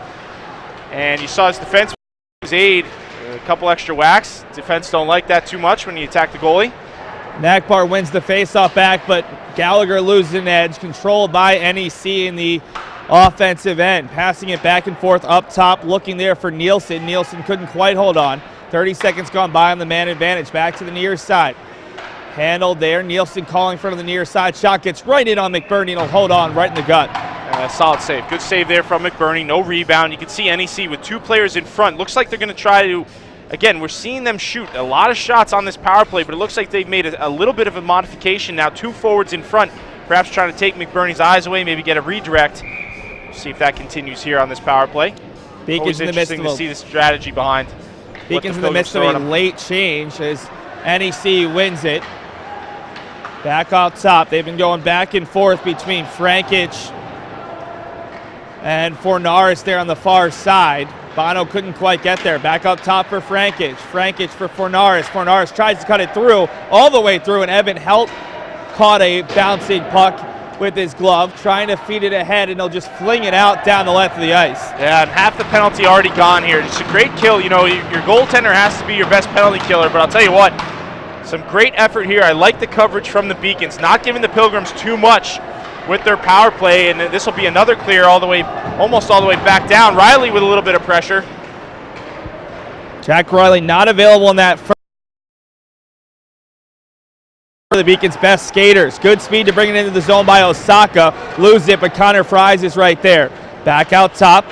Handled by Nick Ryan. Ryan able to find Fries. Back for Whitehair. The puck ends up behind the net as it was bouncing around. Riley evades one player, and now he'll look to keep the puck with him. Has a teammate to the right. Finds Bono. Bono being pestered there and lose it for a second, but able to kill some clock as Ryan finally puts him on the puck. Yeah, Ryan with a nice play there, because I'll tell you what, Bono was entering with speed, and it looked like another stride he would have had the angle. Ryan with a stick check might have saved a scoring opportunity. MacBurnie able to make the save, pushes it over into the corner. We're back to 5-on-5. Osaka gets knocked down, able to keep the puck in the zone, finding DeBlois. DeBlois shot into Chukrin, gets it back, goes off a teammate's face mask, and ends up along the floorboards. Man, that puck was bouncing. I'll tell you what, looked like a little bit like a pinball coming through. Fortunately for the Beacons, didn't end up in the back of the net. Redler looking for the trailer. Larkin, who ends up whiffing on it, 1-on-2, and Osaka will just send it in on MacBurnie. Burnquist with a great play to lift Larkin's stick there. That's the last player you want if you're the Pilgrims getting that puck. Burnquist with a nice play. Chukrin, who was injured last weekend with a knee injury, looks great bringing the puck in there. Tries to find a centering feed. Shapiros to dive to knock it out of his own crease. There were two Beacons trying to vulture that puck. A little bit more speed and aggression in this game. It's been a little bit slow to start. Now here you're seeing two teams really start to throw back and forth. Beacon scored the lone goal of the first period, a power play goal from Nolan Redler 15 minutes in. NEC looking for an answer. Larkin takes it from behind the net, feeding it ahead for Redler. Redler has to wait on it, and that allows NEC to get a nice back check on. They bring it into the zone, but Larkin steals it right back. Larkin gets nothing on the pass, finding Bross. Bross trying to get his speed. Bross loses it into the body of a defender, Aronson. Redler centering feed right into the skates of an NEC player. They'll chip it out towards center ice, and now it's a foot race between Nielsen and Carter. Sends it in on MacBurnie, and a nice defensive play by Brian Carter, who's made a couple of them tonight. Well, we've seen 2 or 3 shifts here. Both teams just some great defense, and about 3 good plays from the Pilgrims there. It's just really solid defense, not allowing the Beacons any type of scoring opportunity. But you saw there, I love that play from Carter, trusting your goaltender. You know, you didn't really have a play there. It was at the end of a shift. To trust your goaltender to push that puck to him and allow him to either play it or cover it is a really gutsy play, and I love that move by Carter, trusting MacBurnie to cover that puck and negate what would have been an odd man rush. As we see, that's going to be a penalty, no doubt about it. Yeah, MacBurnie gets knocked down. An easy call coming up against the Pilgrims, and we should have a second one from behind as Gallagher gets ripped down by Adam Zollner. The Beacons could be looking at a 5-on-3. Sometimes the referees are hesitant to do it. NEC controls the puck. Absolutely. You got both referees with their hand up. This is going to be a huge opportunity. Should be a 2-minute 5-on-3. The first was on the goaltender. Keenan Haase knocked down MacBurnie trying to make a save, and Adam Zollner should also be going for knocking down Gallagher. He's headed to the end of the bench. We'll see what the referees, Tom Cronin and Chris Shepley, are our refs tonight. We'll see what they decide. There's definitely going to be one Pilgrim in the box. Do they have the decision to put 2 in there? Because that makes it a huge difference. It absolutely should be, Seth. I mean, I don't think there's much doubt here that there were 2 penalties on that play, and we're taking a look. Let's see. It should be a 5-on-3. He's talking about it. Let's see what the decision is here. Pilgrims have 4 out there. Colin Larkin. I'm surprised. I think the referees are always very hesitant to give a second penalty. Yep. But you have to call the game consistently, and that's frustrating. I agree with you there, Seth. I think they're very hesitant to give a full 2-minute 5-on-3 unless absolutely necessary. That was one of those cases I thought they were going to get it, but nevertheless, still an opportunity here for the Beacons. Still up 1. You've got a full 2-minute power play here. It's crucial about halfway through this game. Got to find a way to at least get some scoring opportunities here. Fornaris able to take it away from a pair of Beacons and send it down. Beacons haven't been in the zone yet. 20 seconds gone by. UMass Boston 1 for 3 on the power play. The goal from Nolan Redler, 0 for 1 in the period thus far. Had one early on in the period. Albano ahead for Bross. Bross, one of the Beacons' top playmakers. Albano just ahead of him in assists. Leaves it off for Albano. Back to the near side for Larkin. Larkin reaches and Shapiro makes the glove save. Don't know how we saw that one with Santa Pass in front. Yeah, no, he didn't. He didn't. He gave you the windmill glove save like he meant to do that, but I think that went off the Santa Pass's rear end and into the glove. I don't think Shapiro initially saw that puck, but some good positioning from the goaltender. He's able to come down, create that less of a gap with the player in front. As you see a win here on the draw, but good stop by Shapiro nevertheless. Larkin can't quite glove it down at his own blue line. 50 seconds gone on the man advantage. UMass Boston looking to double up their lead after the penalty on Haase for goaltender interference. Albano being badgered there by Bergquist. Albano will retreat to behind his own net, killing precious seconds. Larkin will come back to help along with Bross. Albano still holding on to it, down to 50 seconds. This little period cost the Beacons 20 seconds because of the forecheck pressure from Bergquist. Bross rams a player. That was Osaka into the boards to keep the Beacons in control. Redler out top for Larkin, all alone. Larkin from the top of the circle has his shot knocked down, a chance to clear, and taking his time with it, chipping it forward for Bergquist. That was a phenomenal defensive play by Brian McFarland. Yeah, and Larkin's got to get that puck through. You just can't get that block there. You know, you've got all your players in front. You've got kind of a good opportunity. Puck can be either redirected or, take Shapiro's eyes away. That's a good opportunity missed there by the Beacons. Fernaris waiting for the trailer, gets around at Beacon and Albano, down to 5 on the man advantage. And, man, I can't help but think about what the 5-on-3 would have been here versus a 5-on-4. The Beacons have not been able to get much. Late shot from Sipperlin, a riser that's gloved down and kept by Shapiro. Yeah, that glove save counts. That's a good one. I'll give him that. That's a good one.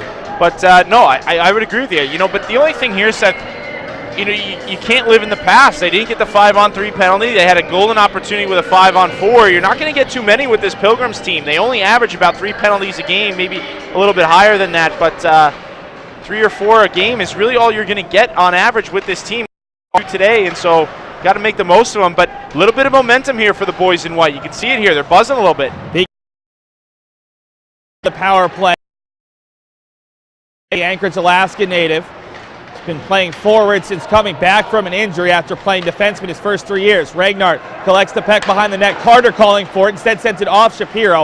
Able to keep control. He'll chip it down low looking for Holiday. Holiday tries to get a turn. Able to hold on to the puck. Beacon about a minute now. Bono's shot skitters side.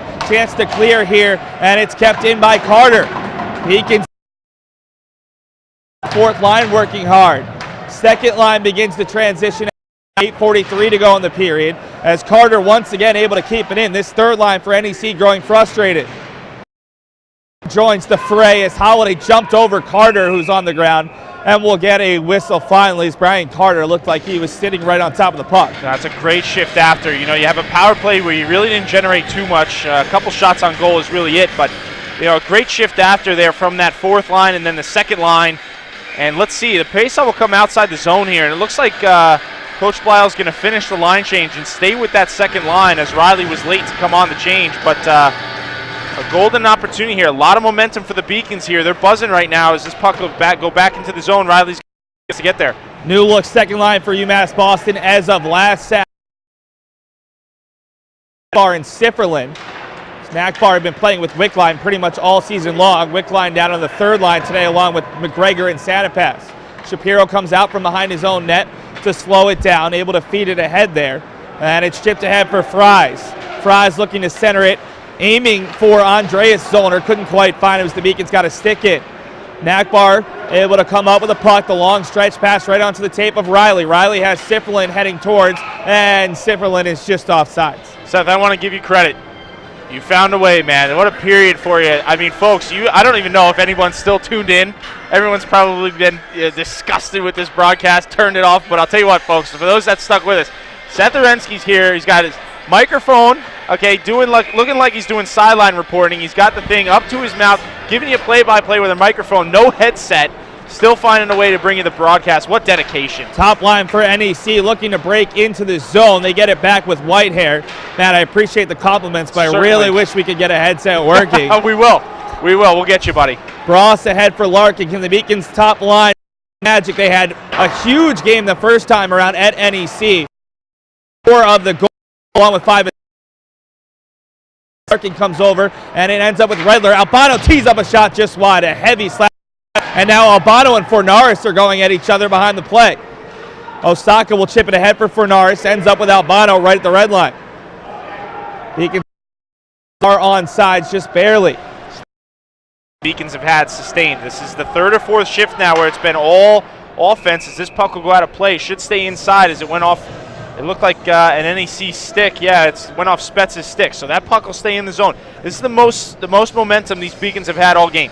And for the last 3, 4, maybe 5 minutes, it's been all offense, especially after the power team on the road. So this is the best they've looked all night. We're going to see the Beacons lose their centerman. It'll end up being Wickline working against Bergquist. Beacons third versus NEC's fourth line. Kept in there. A nice baseball by Cody Wickline to keep it alive. Probably played some baseball growing up in Texas. Although I imagine it was very nice temperatures there. Up along the near post, and we'll get a stoppage with 6:43 to go. A good stop. You see the save and no rebound from Shapiro there. But again, another offensive draw. And it looks like, I'll tell you what, I love it. Coach Blisle is rewarding this fourth, and they have I've seen what he's their energy, and they've had a lot of good shifts, and he's rewarding them. As this puck will out of play, this should stay in the zone as well, and it will. But fourth line has looked great tonight. I love the fact he's rewarding them. Beacons broke up their top line because of the depth that NEC could run, and they just weren't happy with how they matched up. Right. I think for UMass Plus, not only has this line played well, but I think they need 4 lines to run 60 minutes with NEC especially. No doubt about it. NEC not only has, talked about it, 7-8 guys close to 20 points, they have 4 scoring lines as that shot deflects up off the Beacon stage with the glove are there. Chance for NEC to clear. They've been in this zone for 4 shifts at this point. The Beacons have brought all 4 of their lines through, and now their 4th line's out once again following. Regnart loses his stick, but chases out to the puck anyway. Get from Dakota Key. And you just see the puck support here. I mean, look at all 3 forwards for the Beacons. Look at this. Just not allowing much. That deal pinched, and they'll clear there, but a big hit, and I just love the puck support that this line provides. You can see right back into the zone. They'll make a change here. You won't see it here, but continuing to support that puck, and you see even Holiday. This is the end of his shift. Continuing another turnover here. This is now 3-on-2 down the other end. Yeah, this is a good chance right now. It's for Norris. Has 2 options in front. Front fries, and MacBurnie got the cut down the angle and makes the save. Huge save. Huge momentum-saving save right there. Riley skates into the zone but loses the puck. It doesn't come with him. Nakbar can't quite knock down the puck. Centering feed. There's 2 NEC players in the vicinity. Ends up with Aronson. Aronson's shot kicked down behind the net as MacBurnie's done a really nice job today cutting down the angles for NEC. And those are timely saves. Your coaches talk about that all the time. That's what they're referring to. Timely saves from your goaltender. That's a 3-on-2. MacBurnie had to come all the way across and made that save. Beacons can unable to clear the zone. Nakbar sends it down low. Riley joined by Sifferlin to his right. Sifferlin able to hold off a player for Riley. In front, that's Nakbar, and it deflects off his stick, maybe his skate. Boards. Beacons are getting close. A lot of these pucks are deflecting just wide of the net. Big hit behind the play. Evan Hell chasing it down with Whitehair on his back. Gets some help from Gallagher. Gallagher can't quite hold on to it. Chance for Whitehair. Backhand feed for Nielsen, whose shot goes off the shoulder of MacBurnie, and we're going to see a penalty on the Beaks as getting his stick taken out of his hands was Osaka. Oh, man. And we'll see which Beacon's heading to the box. You know, Seth, that's just one of those where it's under the circumstances, you've got to call it if you're a referee, but that really is not a penalty. You've got a player who's got one stick. He's got one hand. He's extending the slightest touch, and that thing's going to come out of his grip. And you can see there, Knockbauer, I think the motion that he made, it looked worse than it actually was, but a huge opportunity here for the Beacons now. Or for the Pilgrims rather. You've got 4:37 in the period. You know you need to at least tie up this period. You've got 2 minutes here on this power play, and you've totally taken the momentum back into your favor, as you can see trying to make a late change here and get the matchups that they're looking for. But it's a breaking point in the game here for both teams.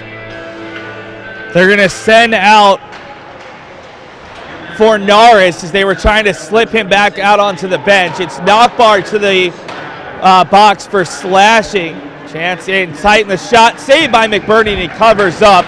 Wasn't the strongest of backhands, but he's able to hold on to the Frankich rebound.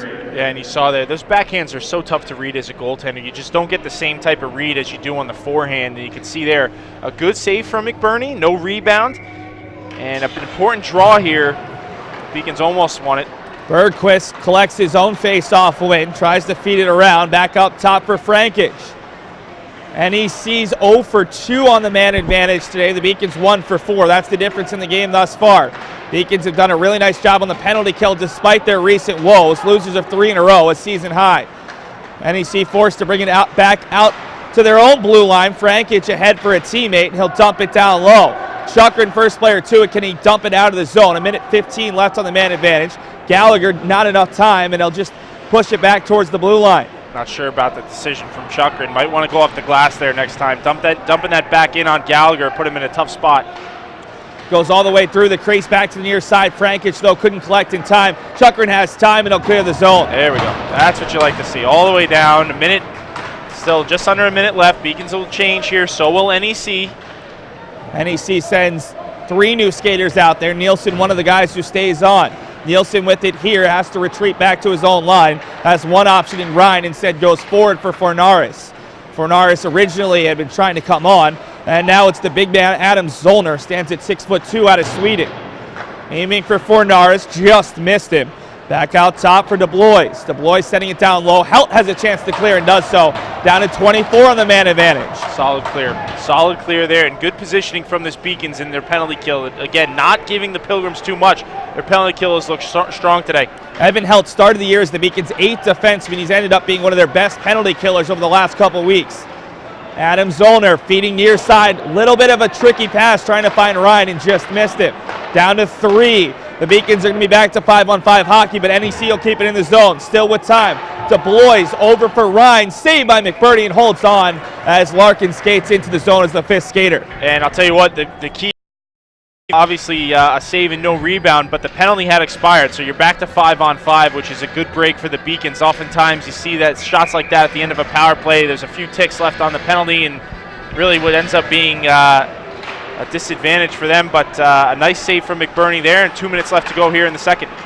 2/3 of the Beacons top line out there after the face-off. The lone man not out there, it's Bross. Instead, it's Justin Holiday, a rare chance out there with the top line, and the Beacons are just offsides. And I really do want to see these last 2 minutes here. It's so crucial. So crucial in terms of momentum. Forget about what the statistics say in terms of these teams' records after 40 minutes of hockey, but now you're pretty much in the third period at this point, because a goal here really allows the team to come out of that locker room with a lot more confidence than they'd have otherwise, a lot more momentum. Beacons win the face-off. Albano across for Chukrin, who will fly it over for Holiday, who swings and misses but keeps it alive. Albano's shot tipped high and wide along the near side. Osaka will just tip it out towards the red line. Chukrin takes a big hit as he sent a floater here. It's tipped over to the near side, and there's a lot of fans over there who hopefully everyone's okay as that puck went over the glass and into the stands. Well, in an unfortunate break, you see the Beacons there. Is that's going to be an offensive draw now? Or are they going to bring it outside? No, I think this is going to stay in zone, Seth. It should, in my opinion. It looked like they had a little bit of a quick discussion, but yeah, this will stay in zone. So an offensive draw here, and it looks like what would be the third line for the Beacons here. Riley wins the faceoff against his good friend Fries. Off the faceoff, the Beacons get a quick shot, but Shapiro's up to the task. A minute 47 to go. Can the Beacons at least keep this 1-goal lead? It would be huge heading into the third. Frankic is shot wide, and it's tipped in. What a beautiful tip by Channing Gorszak, his second collegiate goal, and the freshman from Jeanette, Pennsylvania, ties the game with a minute 40 to go in the second. That's a huge goal for NEC. I'll tell you what, they battled hard this period. They fought through a lot of adversity. This was a period that was pretty much being dominated by the Beacons, and a shot from the point there is going to be redirected past MacBurnie, and I'll tell you what, this team just does not go away. We talked about it in the pregame, Seth. They hang around. This is how they win hockey games. They hang around, and now you have a 1-1 game here with a minute 40 left in the second period. Can't fault MacBurnie there. That puck was redirected. And a great play from the Pilgrims, as we'll see who got that assist. It's going to be Nick Ryan, at least on the primary, the freshman out of Calgary, Alberta, his 5th. So a pair of freshmen converting for a huge first goal of the game for NEC as the Beacons send the top line out there. Bross working there against Ryan, gets taken down. It looked like both players were grasping at each other's sticks. Puck is loose just outside the Beacon zone, and now NEC looking for a second. Whitehair for Osaka, right back to the middle. The Beacons have a chance for a 3-on-2. Redler leading the rush. Redler cutting back the Beacons, almost offsides, and Redler loses it. Whitehair can't do much with it as Larkin, the Beacons C against the NECC. Redler is still well behind the play. It looked like he was tied up. And now a shot in on MacBurnie. He holds on with 50, and the early whistle. The Beacons were not looking for that. There's a lot of physicality. There's a lot of physicality the last time these teams played. It's even more overt today. No, hey, no question about it. It's going to get worse in the third period. We're going to see a lot more of it. But this is big. You've got an NEC team with momentum. You know, I understand MacBurnie's thought process there, taking that whistle on that dump. But again, a lot of pressure on your center here. It looks like it's going to be McGregor, and he wins the draw. And the Beacons should be able to clear this puck. David McGregor's played all over the Beacons lineup. Centered the first, second, and third line over the past couple of weeks as NEC can't quite keep it in, and the Beacons catch a break as Spence was just the second too late. Yeah, just late getting there, but boy, we're in for a third period here now. 37 left in this period. You're pretty much in the third period already. And we said that just before the Pilgrims scored here. You've got now momentum issues. If you're the Beacons, everything you fought for in this period is now gone. You're just trying to get back to par here. You've got a Pilgrims team that's really pressuring you. Shotgren collects the loose puck in the slot, brings it out of the zone, able to find McGregor with speed. Wickline cutting towards the net. Shapiro gloves the pass, and we'll get an offensive zone draw for the Beacons with 19.4 left. Yeah, not surprised Blyle's going to put his top line out there now. And he's got an offensive draw where, again, you know, if you can win it, you know, these aren't throwaway faceoffs here. I mean, these are crucial draws. Opportunities are going to be limited here in the third period, and now you've got your top line and two of your best D. And this is something NEC's been trying to do all night, is this late change. Yeah, NEC with 6 guys out there, and it's Gorszak who is trying to head to the bench. Instead, they'll send Bergquist, who's been one of their better players in the faceoff tot. It'll be Fries versus Larkin. Larkin tried to win it back for Albano. Deflected up, and it's tapped through, so the Beacons only have 12 seconds left as they collect at their own blue line. Albano tried a long stretch pass. Actually, that was Bross. Down to 5, and the Beacons will control behind their own net. And Shotgren's not going to take any chances. We head to the third. UMass Boston really was looking for that 1-goal lead. Instead, head to the third period, tied 1-1. 2 goals, 1 for each team, 1 late in each period.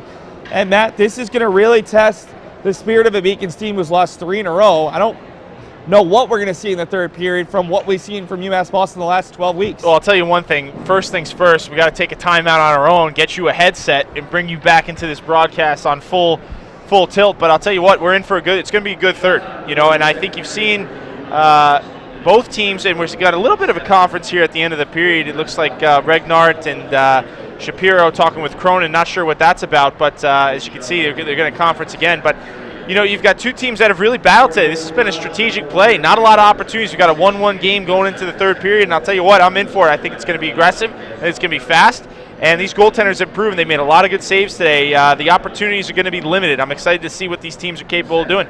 Well, before we talk anymore, let's take a look at some women's basketball highlights. We already mentioned it, 19 wins of the year. This was their last win at home 2 Thursdays ago, an 81-44 win over Dean College. Let's get this guy a headset.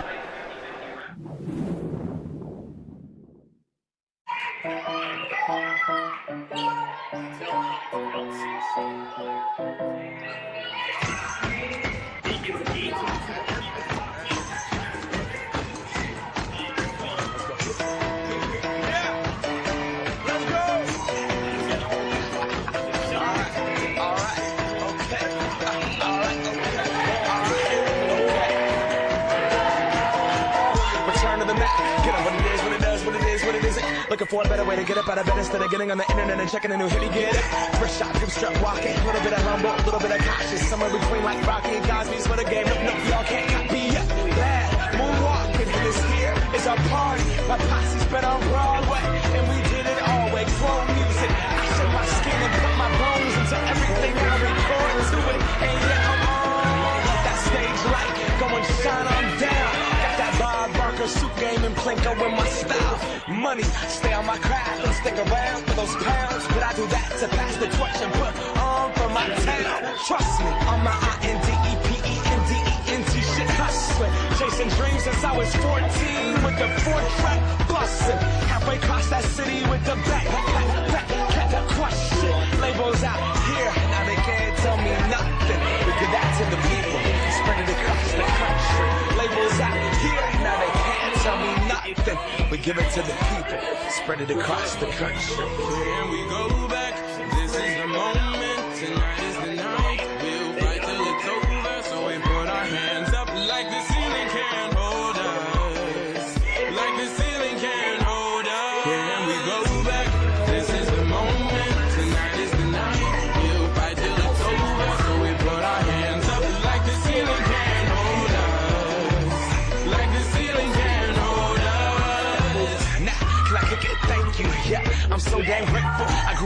wanna go fronts, but that's what you get when Wu-Tang raised you. Y'all can't stop me.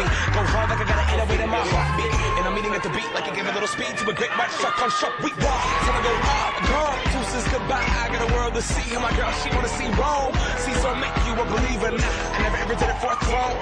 That validation comes from giving it back to the people. Now sing this song and it goes like, raise those hands, this is our party. We came here to live life like nobody was watching. I got my city right behind me. If I fall, they got me. Learn from that failure, gain humility, and then we keep marching. That's it. This is the moment. Tonight is the night. Feel right till it's over. So we put our hands up like the ceiling can't hold us. Like the ceiling can't hold us. This is the moment. Tonight is the night. Feel right till it's over. So we put our hands up like the ceiling can't hold us. Like the ceiling can't hold us.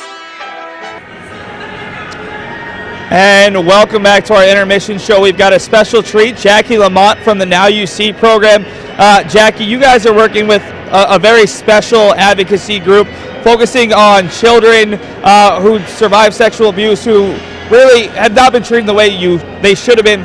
What was the impetus for this group put together by two different groups in Boston who both have been doing tremendous work over the last couple of years? Thank you. Yes, so the Children's Advocacy Center of Suffolk County and District Attorney Dan Conley's office, we work together to respond when kids report abuse. And lots of different needs are met at the Children's Advocacy Center. But one thing that we know is that most people don't know how much child abuse is actually going on and how brave and amazing the kids who survive it and talk about it and tell us about it, how amazing they are. And so we came up with Now You See. It's a program that takes pictures of the real eyes and uses real words from kids to become a collection. It's a collection of artwork, and we go around to different buildings and post it. And right now we have an effort with UMass partnering with us to have athletes help us get the word out about child abuse. So I've been meeting with different teams here.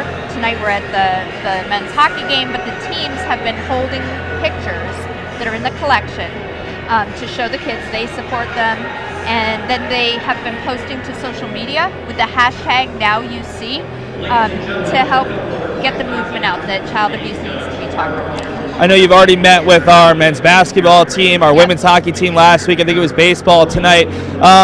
Is there also a teaching moment for our student athletes, sort of letting them know, because obviously in this day and age where knowledge is power, those athletes are soon to be parents. They're going to have a lot of friends who are parents who can sort of know the signs, but also just know how prevalent it is. Yes, exactly. You're right on the money. Just having the athletes hear about it and kind of read some of the experiences that the kids have had, see how many of the kids are there, just learn about the DA's office and how we respond to child abuse. It just gets them thinking. And maybe being a little more prepared if they do hear about it, either from a friend or from a kid in their life, to know, first of all, it's okay to support that kid and maybe where to turn. So yes, we think it's important for the athletes, it's important for the kids that are in the project to see the athletes supporting them. It gives them kind of a sense of pride. Because the main mission of this is to show that when kids are believed and supported, that they can succeed and be awesome people. And the kids Now You See are, the athletes have been amazing, and so we're just so glad to have a partnership with you guys. You guys, speaking of artwork, you have one really cool piece of art, not that some of them aren't as good, but the piece of art where you have a little girl and it's made up of all eyes. Yes, What was the thought process behind that? Who was maybe the inspiration? And how do people react to that? Because I didn't recognize it. I've seen it a couple times until I read about it, that it was actually all eyes making up one young girl. Right, so that's Sarah, and Sarah was about 10 years old in that picture. She was being sexually abused at that time. Sarah talked about the abuse when she was 15 years old. The person who was abusing her went to prison. Sarah became a spokesperson. She became an advocate, and she's now 22, just graduated college, and she wanted to lend a hand to the campaign and allowed her picture to be the kind of foundation for a picture made up from all the eyes in the collection. So now Sarah represents all the kids in the project. She's super proud of it, and people are pretty amazed when they see the picture. There's 150 different eyes in the mosaic. That's just the smallest percentage of how many kids we see. But the story of that picture is that all these kids exist. They're amazing kids, and Sarah and others are speaking up for them. Now, people want to get involved with Now You See, learn more about it, potentially go to some of the other events you're going. I know you were just at the Boston Blades. Al Horford's been helping out. Where should they go? What kind of social media? What's your website? So we have an Instagram and a Facebook. It's at Now You See Suffolk. Now You See Suffolk. If they just follow that, that's so helpful. It shows the kids support, so that's great. So they can do that, and they can post, if they want to, take a picture themselves from our Suffolk DA website. They go to SuffolkDistrictAttorney.com. There's a Now You See page, and they can go on there, they can click a picture and post to their own social media, which would be amazing, to post one of the pictures with the hashtag Now You See. We're trying to get hashtag Now You See to be a movement. There you go. Thanks so much for your time. Thanks so much for coming out. So much. I know our student athletes have appreciated it, and I'm sure that it will be a movement that'll really help out. We're going to head to some highlights right now from our track and field team, and then we'll be back with the rest of our intermission show.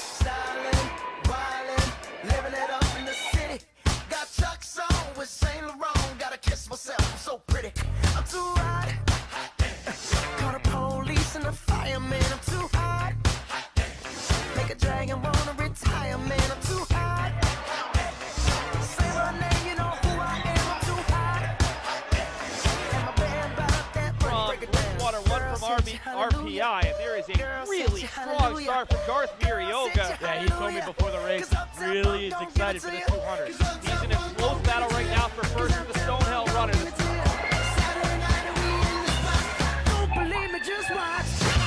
it's a clean start across the board. Legacy Unit Rich started out in lane 5, catching up to what's going on in lane 6. Jonathan is sprinting her way past Lazar. Modeling Jonathan is an absolute bullet at this point. She's into second. Modeling Jonathan is in first.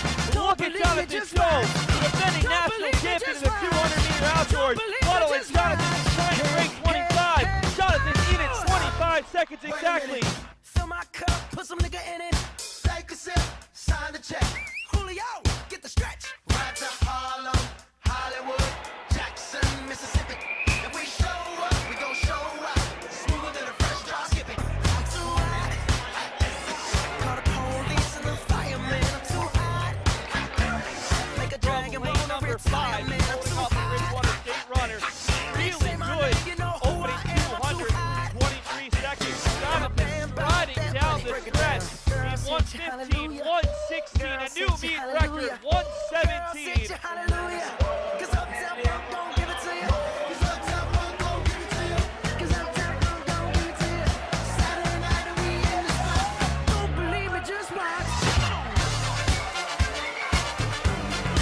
Burns is currently sitting in third. It's Bentley first through the first 200 meters. Stonehill 2 and Olivia Burns looking very calm in third overall. Lexi Bean into third. It's going to be Stonehill 1, Bentley 2, UMass Boston just ahead of Bridgewater State and RPI.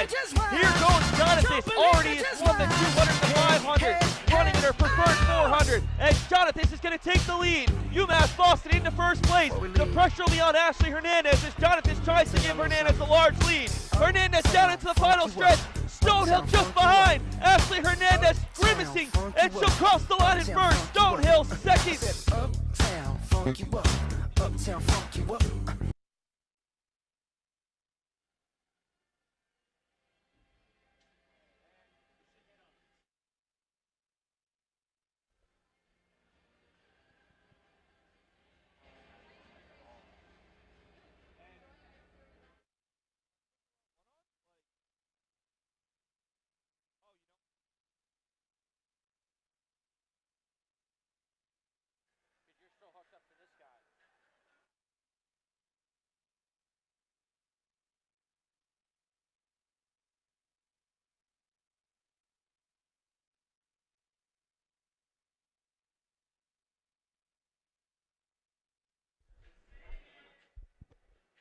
And we're back here at the Edward T. Barry Ice Rink, hoping that this headset is working. Doesn't sound like it is. So we have some serious technical difficulties. Can't get it on the broadcast side. All right, we're going to try to turn it up even more. Don't know if that's going to actually work, but we'll see. So right now we think we have levels. We'll hope that that extends into the second period. We're going to be joined by Matt Meisenbacher shortly to take a look at the highlights. We only have 90 seconds left, so Matt, hop on. We're going to talk about 90 seconds of highlights, and hopefully this play-by-play will stick with us as the headset makes life 100,000% easier on my side. So, Matt, let's kick it into the highlights, and let's see what you saw there in the second period. Yeah, let's run it here. So, got a penalty right off the draw here. You see, coming into the zone, it's going to be a walking to the corner. This is that penalty, and moving on, save. That was that hit off the side there. Regnart rather was big hit on the wall there. This is that shot and a save from MacBurnie from the point. A good shot, no rebound there. This puck will come out in front. That was that big stop in front. Shapiro looked like he got a piece of that as well, and you saw that glove save followed up thereafter. A good one there late in the period. Puck comes across here. That was that 3-on-1 or 3-on-2 rather. That 3-on-2 save that MacBurnie had was able to come across and make a stop, and then again with another save in front. Late in the period here, here's the goal. Another save from MacBurnie here, but we got right at the end, and I think it was about 1:40 on the clock here. You're going to see the shot comes through. It's redirected 5-hole right there. No chance for your goaltender, MacBurnie. Tried to close the 5-hole as best he could. Just wasn't able to get there in time. So here we stand, 1-1 going into the third period, and a lot to be had here. You've got both teams looking to really do what they can to improve their seeding within the conference, and this is the game that really matters. I mean, you've got an NEHC team that has a little bit of momentum here coming into third, and you've got a Beacons team who has looked good at points today. Obviously, given that one up late in the period, I think would be the only mistake that they'd like to have back. NEHC outshooting the Beacons 16-12 in that second period, outshooting the Beacons 27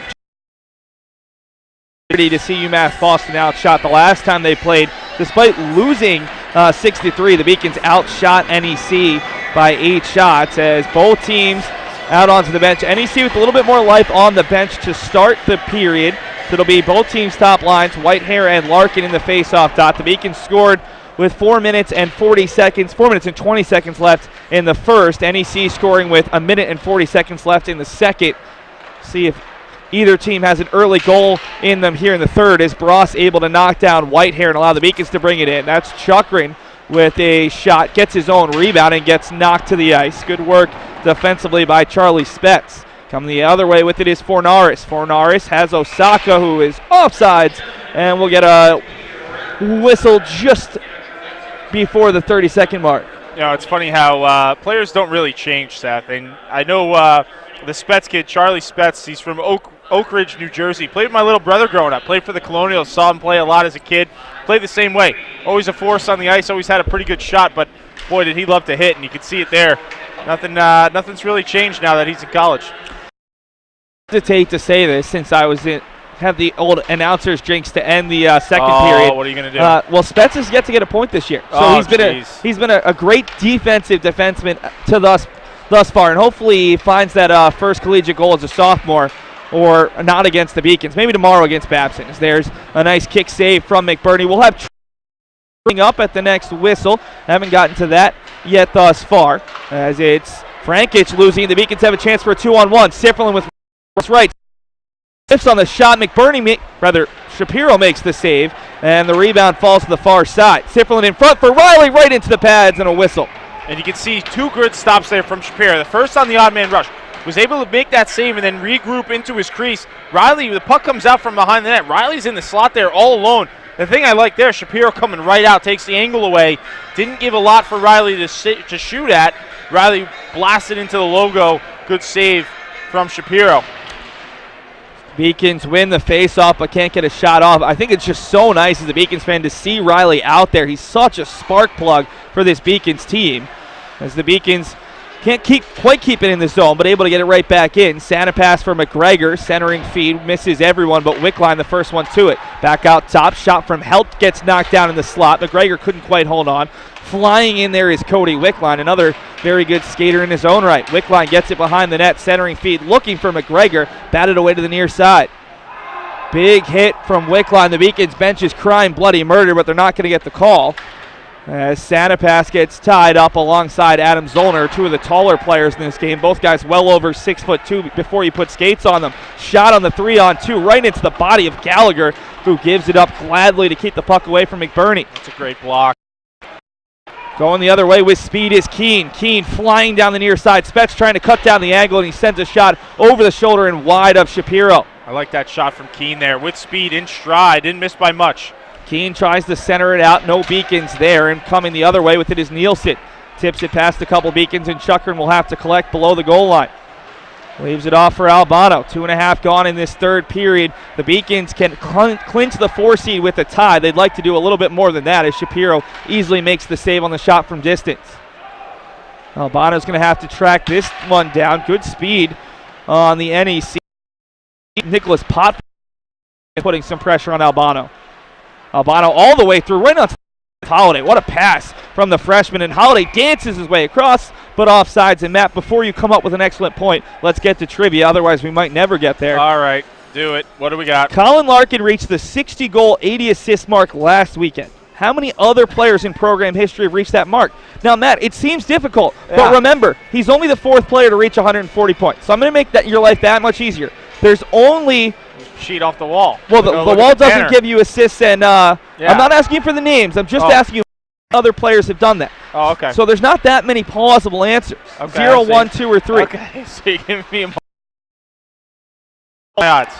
I'll get back to Carter with speed, a backhand off the shoulder of Shapiro. Brian Carter has really been a much better offensive player as a junior than his first 2 years. He's shown a lot of offensive courage there, bringing it into the zone. Fornaris going the other way. Lone player back, that's Zack.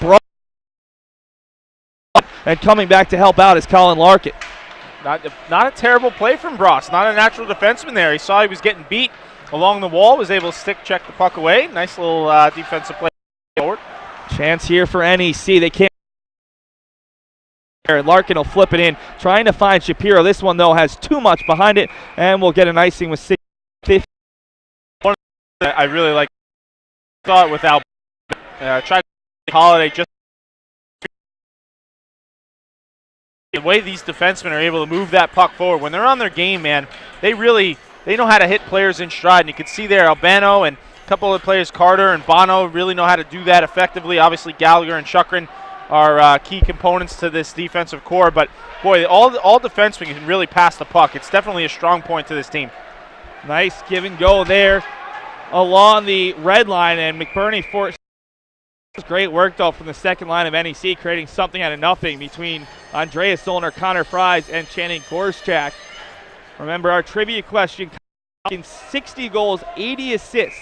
He's 4th all time in scoring, comes in with 140 points.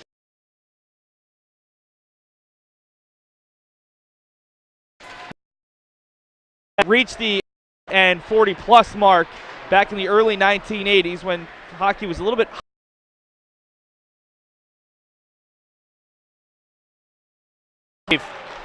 pressuring. Tumbled over by Gallagher, and the referees not blowing the whistle quite yet. Up top for Frankage. Behind the net, NEC controls with Fries. They've been in the zone for a while. Aronson tees up a shot well wide. There were 4 players tussling with each other, 2 for each side. Coming over and picking up is Siffel, and he's just barely able to clear the blue line as NEC will have to change, and the Beacons have a chance to break out. That was a good shift from the Pilgrims here. Beacons need a counter. Riley and Sifferlin can't quite connect. Adam Zollner will just throw it out in front, able to find a teammate in McFarland. McFarland leading the rush. Shot from Nielsen, rebound loose, and cleared away from the front of the net by Nakbar. NEC has really looked good, and there's Adam Zollner right in front, unable to score. 2 NEC players in the vicinity, and the Beacons fortunate to still be tied. Yeah, complete breakdown in defensive. They're really on their heels right now. They've got all their players in their crease. And there you have it. I mean, just a recipe for disaster there, Seth. When it's that far on top of your goaltender, you've got no in-zone coverage. You've got none. Keenan Haase eventually picks it up, but NEC had 3, 4, maybe 5 tries on possession alone and finally able to put it into the back of the net. Haase out there with Adam Zollner and Bryce Nielsen, and NEC scored 2 in a row, 2 goals in about 8 minutes of game action to take a 2-1 lead, and the Beacons again on their heels here in the third. Well, it started with the shift prior. The Pilgrims really came into that zone with a great shift. It looked like from their second line, and then followed it up, and you could just see the Beacons completely, it was at the end of the shift, completely collapsed on front of their goaltender. All 5 guys around the crease, no coverage whatsoever, and eventually the Pilgrims were able to tuck it home for a 2-1 lead. Shapiro makes the kick save nearly into the trajectory of Santa Pass as the shot from the point goes well wide. Beacons trail 2-1 here, and a game that the Beacons don't absolutely need, but boy could they use it for their confidence. Already on a 3-game losing streak. MacBurnie, and he holds on. And really, Matt, we've been talking about it. Bailey MacBurnie continues to give up goals that aren't his fault. Yeah, you know, and he's played well tonight. I think that's just a case where you've got a Pilgrims team capitalizing on a situation. You've got a Beacons team that was at the end of a shift, very tired, collapsed completely in front of their goal, and they were able to capitalize, find a way to jam that home. That's the type of greasy goal that coaches love. And now you got a 2-1 lead, 14 minutes to play. Wouldn't be surprised if they probably 2, which typically is very tough for the Beacons to solve. Well, we saw it the last time. NEC took a 4-3 lead late in the third, and they immediately went into that trap as Shapiro comes well out. And here's the pushing and shoving we've come to expect. No penalties yet here in the third period. 13:57 to go. Matt, what do you have to do? I mean, at this point, it's as much mental for UMass Boston as the physical game. The Beacons getting into that negative rut of recognizing, here we go again. Well, I really like, you know, the top players, when you're in a situation where your things aren't going your way, your team's in a little bit of a rut, you simplify everything. You know, you go back to the real basics. If you get a chance to shoot the puck, just fire it. You know, if you got a chance to clear the puck, get it off the glass, get it into the zone, make the easy pass. Those are the types of things that I think lead you back to the promised land. As you know, backhand shot there from Bross will be stopped by Shapiro, no rebound, but you know, you really got to simplify things, and you just try to get as many pucks to the net as you can. You got to force this goaltender to try and make some really unbelievable secondary, maybe third saves here. And you can see Coach Blisle putting his top line out there. He's got to find, he's only got 13 minutes left, and his team has struggled when they don't have the lead. Long pass knocked out by Albano, just short of the blue line, and it's tapped back the other way. Picked up by Larkin, top of the slot, shot tipped high. Huge play by Charlie Spetz to deny Larkin a look on net, and we'll get an offensive zone draw with 13:37 to play. Yeah, a good stick by Spetz. You can see there, understanding that Larkin obviously going to shoot in that type of situation, the player that he is, and Spetz getting his stick in the shooting lane, able to deflect that puck up into the netting. An in-zone draw here, still with that top line. Larkin, rather Bross versus Whitehair, both teams' top lines out there. Whitehair able to win it. It comes out to the red line. Larkin can't win the battle with Fornars. Whitehair behind. Fornars centering wide, might have caught the pass. Daka look for his 15th goal. 4-on-3 rush the other way. Albano taking himself a laser that goes just wide, and Shapiro picks it up. Albano was trying to get a whack at it. Yeah, it's a heavy shot, Albano in stride, and that's what I like to see. You know, he had a couple passing options there, and obviously would have liked to seen that shot beyond net, but no problem, as he didn't miss by much. That was a heavy shot labeled blocker side high, and with a defenseman as capable as Albano is, no problem with him taking that shot there. Beacons third line out there after the whistle. McGregor can't quite track this one down. McGregor, though, able to take it away from a pair of Pilgrims, picked up by Fries in the circle. He'll go behind his own net for McFarland. McFarland looks for the long pass, bouncing puck all the way to the Beacons blue line where Bono collects, and he'll take it behind his own net. A lot of time left, 12:51. NEC scored back-to-back goals in about 8 minutes of game time. MacBurnie will shovel it off for Bono. Bono can't quite handle it. It comes out of the zone. I don't think this will have enough for an icing as it heads down. There, a late call, and that one ends up in the rafters, and we'll get an offensive zone draw for the Beacons. A bit of a break there as Gorszak knocked it into the rafters, trying to get it out to center ice. Yeah, it's a there, a little more oomph, and that puck goes for an icing. You've got a defensive draw for the Beacons now. With that puck being shot up into the rafters by NEC and not being deflected, you've got an offensive draw for the Beacons here. They're going to go with their second line. Beacons' second line wins it, but Sifferlin couldn't get a shot off. He had 2 goals the last time these two teams met. And it's Nakbar looking for the tip of Sifferlin, just missed. Adam Zollner behind the net, back to the near side. Nielsen being badgered by Nakbar there, comes out, and a shot from Holiday well wide, not even close to finding the net on that one. Sifferlin tries to send it towards the net, knocked down by Aronson. Out to the red line where Gallagher will dump it in. Play, the Beacons trying to avoid a 4-game losing streak. This Beacons team started the year 9-1, currently sitting at 14-9. Adam Zollner content to dump.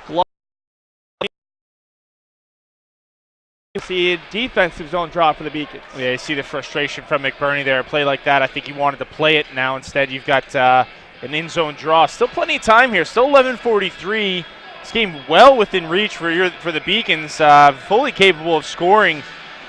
But, the way things have gone for this team, it's in the back of your head that they've struggled in situations like this. You need somebody to step up here and really take the opportunity to prove that you do have the resiliency to come games like this where they're close all night. Beacons with a nice breakout top line. Loose ball, puts it home. The Beacons a much needed 2-2, 11-27. Well, I'll tell you what, you follow the rebound, and it's a bad rebound by Shapiro off the toe, right back into the slot, and I think even he would probably tell you that's one he'd like to corral a little bit better than that. Right back into the slot, and similar to the Redler goal, tracking the puck, going to the front of the net. You can see Bross there was able to follow it up and tuck it home. No chance for Shapiro on the secondary opportunity. Bross ties his things up at 2, and that's exactly what they were looking for if you're the Beacons. Just the opportunity to get things tied up. You have a little bit of resiliency, and now with 11 minutes left to play, we're back. We're even tied. Albano gets tripped up, no call, and that allows NEC to bring it into the Albano currently playing without a glove.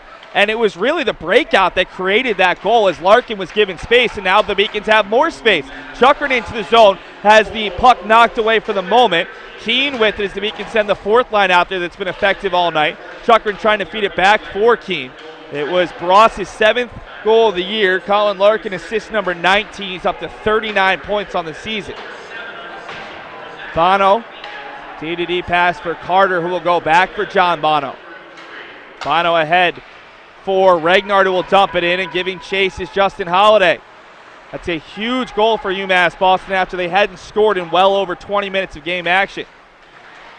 Nakbar badgering an NEC player, and we've got an offsides and a face-off coming just outside the Beacons end. Well, let's see if we can bring you the replay from that goal here and throw a quick replay while we have a chance to. But you just want to take a look at Bross's ability to track this puck. You said it on the zone entry here, right into the zone. It looks like that puck's going to be turned over there. Instead, shot on net. That's that rebound, and Bross just tracking the puck well, going towards the front of the net. As soon as he saw that shot was going to be on net, found a way to get towards the front. Shapiro left the rebound and ended up in the back of the net. That's the time today. Scored a goal when a top-line player was all alone next to Shapiro. Shapiro's able to handle that puck that was deflected. It's rare that I'm able to notice missed assignments, but the way this game You've been hanging out with me too long. Yeah, well, there are worse things. Thanks, buddy. But no, I agree with you. I think on both, right? Both times they've been wide open in the same spot. Yep, both Beacons goals where a little bit of lack of rebound control from Shapiro, lack of Z-zone coverage, and Beacons have been able to capitalize. One is one thing, but 2, now you got a little bit of a pattern here. You might want to continue to shoot low on Shapiro. Looks like he might have picked up on a theme here tonight. Well, 2 of the biggest adages in hockey. Can't score if you don't shoot, and head to the net. Good things will happen. The Beacons have done both of those today as the pass hits up the back of the net. Larkin controlling, finds a wide open Helt Uchiza shot right into the body of Shapiro. It was a good look, but Evan Helt is still looking for goal number 1 of his collegiate career. Yeah, as a defenseman, man, you love that. That puck comes to you. You're all alone. You can take your time, really step into it, wind up, but you saw Shapiro come out, take the angle away, no rebound.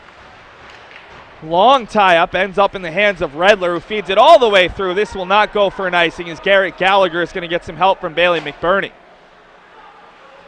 Gallagher from behind his own net, given a little bit of time. They'll slow it down and go back for Evan Helt. For Bross, Beacon's top line scored both goals today, looking for a third. Larkin, the feed just behind Bross, and it's Redler who pushes it just wide. Had Shapiro moving the wrong way. Evan Helt coming forward, showing off his offensive acumen. It's Helt needing a little bit of help right now, and he's just able to get that one to Redler and back for Larkin.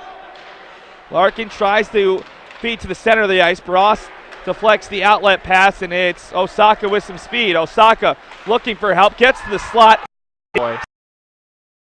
No call. Should have been a slash, no doubt about it. Beacon's got away with one there. Larkin into the zone, has Redler heading to the net, and ends up losing the puck in the skates of the referee. There's a shot from Chukrin, gets knocked down well away from goal. 8:37 to go. As that long stretch pass gets all the way through, and MacBurnie will help out his teammates as Channing all alone in the Beacons defensive zone. Beacons dodge another bullet there. That puck connects on that pass, and sure enough, that's a breakaway, no doubt about it. MacBurnie was able to get there as this puck will go out of play, and I'm sure we'll get a little bit of shoving and pushing here. Yeah, well, if you're Justin Holiday, you want to tell Nick Ryan that, hey, what do you want to tell him? How's it going? What are you eating for dinner? And also, you know what? We want this game as much as you do. Yeah. Two other words in between. Yeah, no doubt about it. No doubt about it. Face off at center ice here. 8 to play. Getting to be that time, Seth. Still plenty of time here, but a few more minutes, and I'm going to ring the bell. Next goal wins. Not yet, but very soon. Remember, these two teams very well could play each other next weekend here in Boston for a third time this year, fourth time overall. So these two teams currently sit in fourth and fifth, separated by 3 points. The Beacons will wrap up the 4 seed with a tie or win this weekend, or an NEC tie or win this weekend. Ahead for Gorszak, and it's up into the rafters again. 7:50 to go. Let's see what call up for this offensive zone draw. Well, I'm interested to see if it's going to be in the zone. I think they might bring this outside. I think it was deflected. Let's take a look. And yes, you were right, Seth. They're going to be an in-zone draw. So that second line, which has looked good, and you know, I'll tell you what. The one thing, it's very tough with the rate at which the first line plays. To, you know, it's easy to go unnoticed with those guys logging the minutes that they do. But I'll tell you what, I think the second line has looked good tonight. They've had a lot of opportunities. You can see Coach Blyle here giving them an opportunity in an offensive draw. Yeah, I mean, I would say tonight there hasn't been an obvious line that's strong. The fourth line has stood out the most behind the top line, but I've liked what I've seen across the board as the Beacons sends it wide of the net. Zone rebound, gets help from Sifferlin. Down a pair of players.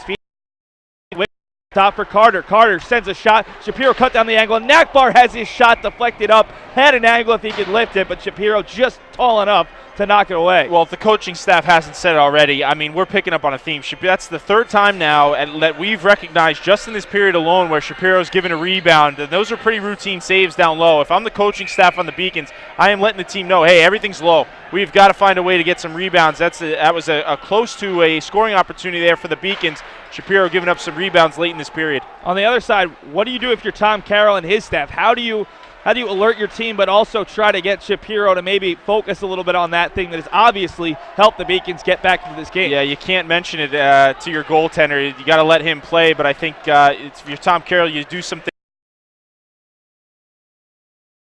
Shots are coming. Shapiro a little bit more chance to see it, a little bit longer to control that rebound. Evan Helt leading another rush. I have not seen this kind of performance from Helt all season, but he's been leading the rush here in the third. Gets his own rebound after he's batted down at deep. In front and away. Great effort on the pass and a one-timer from Bross catches Shapiro. Huge save from Shapiro there. Bross already has one, so he gets pulled over. That's an easy call, an obvious hook, and McFarland can't believe it. That's one of the clearest calls we've seen tonight. Well, huge opportunity here if you're the Beacons. You've got a 2-2 game here late in the third period, 6 minutes to play, and no doubt about that call. Bross got hauled down. He's about to haul him down, but it looks like McFarland's going to go. He's the culprit. He was going to sit, so a huge opportunity here for the Beacons, and it looks like being that first line was Ashblau is going to start with this second unit. But with 2 minutes to play, or 2 minutes on the power play, rather, 6 minutes to play in the game, just a gift if you're the Beacons here. You've got to find a way to get some scoring opportunities. First power play for either team here in the third. The Beacons on the day, 1 of 4 with 10 shots on the power plays. It's Chukrin leading the rush. Chukrin has his pass get knocked off the skates of a player, and it's dumped down by Hasi. So 2 consecutive clears to kill off the first 20 seconds. Now it's Carter who will lead the rush, gets around Fornaris, but has 2 players to be on the far side. Centering feed, somehow the Beacons able to hold on as Fornaris couldn't collect. Albano able to keep it in along the blue line. Beacons already sending some of those members of the top unit out there, but Albano can't keep it alive. Fornaris kicking it ahead for Whitehair. Whitehair one-on-one with MacBurnie. The Beacons are going to go to 4-on-4, but that saves the game there as Mike Whitehair just misses, giving his team a shorthanded goal. That's about as hard as you can ring up a shot as possible. That was clean off the pipe. He had MacBurnie beat on the play, Albano, and it started in the offensive zone, just too much play at the blue line, and you saw the turnover there coming down on that breakaway. MacBurnie sprawled, the puck went off the pipe, and Albano on the hooking call and the power play for the Beacons will skate side, but the Beacons are fortunate. That puck was very close. In, Matt. According to our replay operator, that puck was in. We've seen the Beacons get a lot of bad breaks this year. We'll have to take a look, yeah. NEC might have just gotten a really bad one, depending on how this game ends, as there's a save from MacBurnie. Let's take a look right now.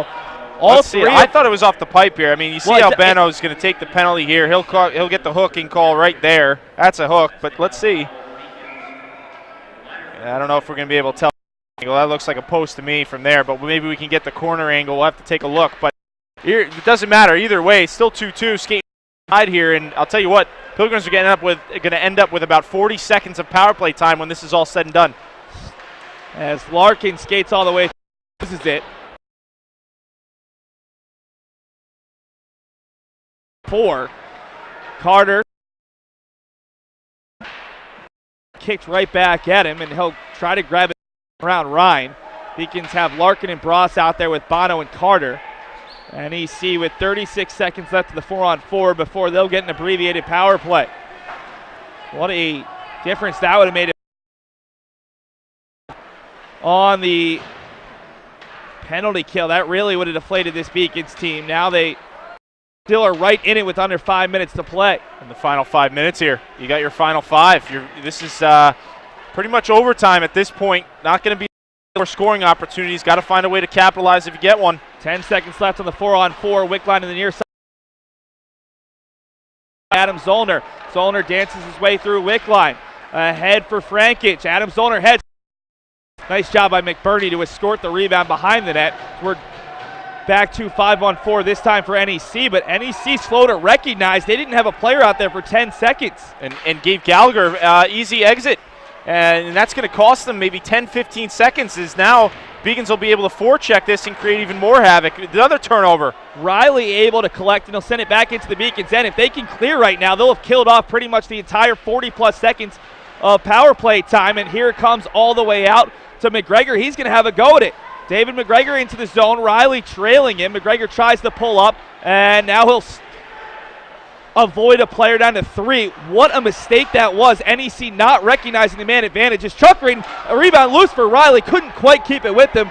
And we're back to 5-on-5 as the Beacons get a fifth skater out there in Larkin. Beacons are all over him here. They've got a little bit of momentum after the kill.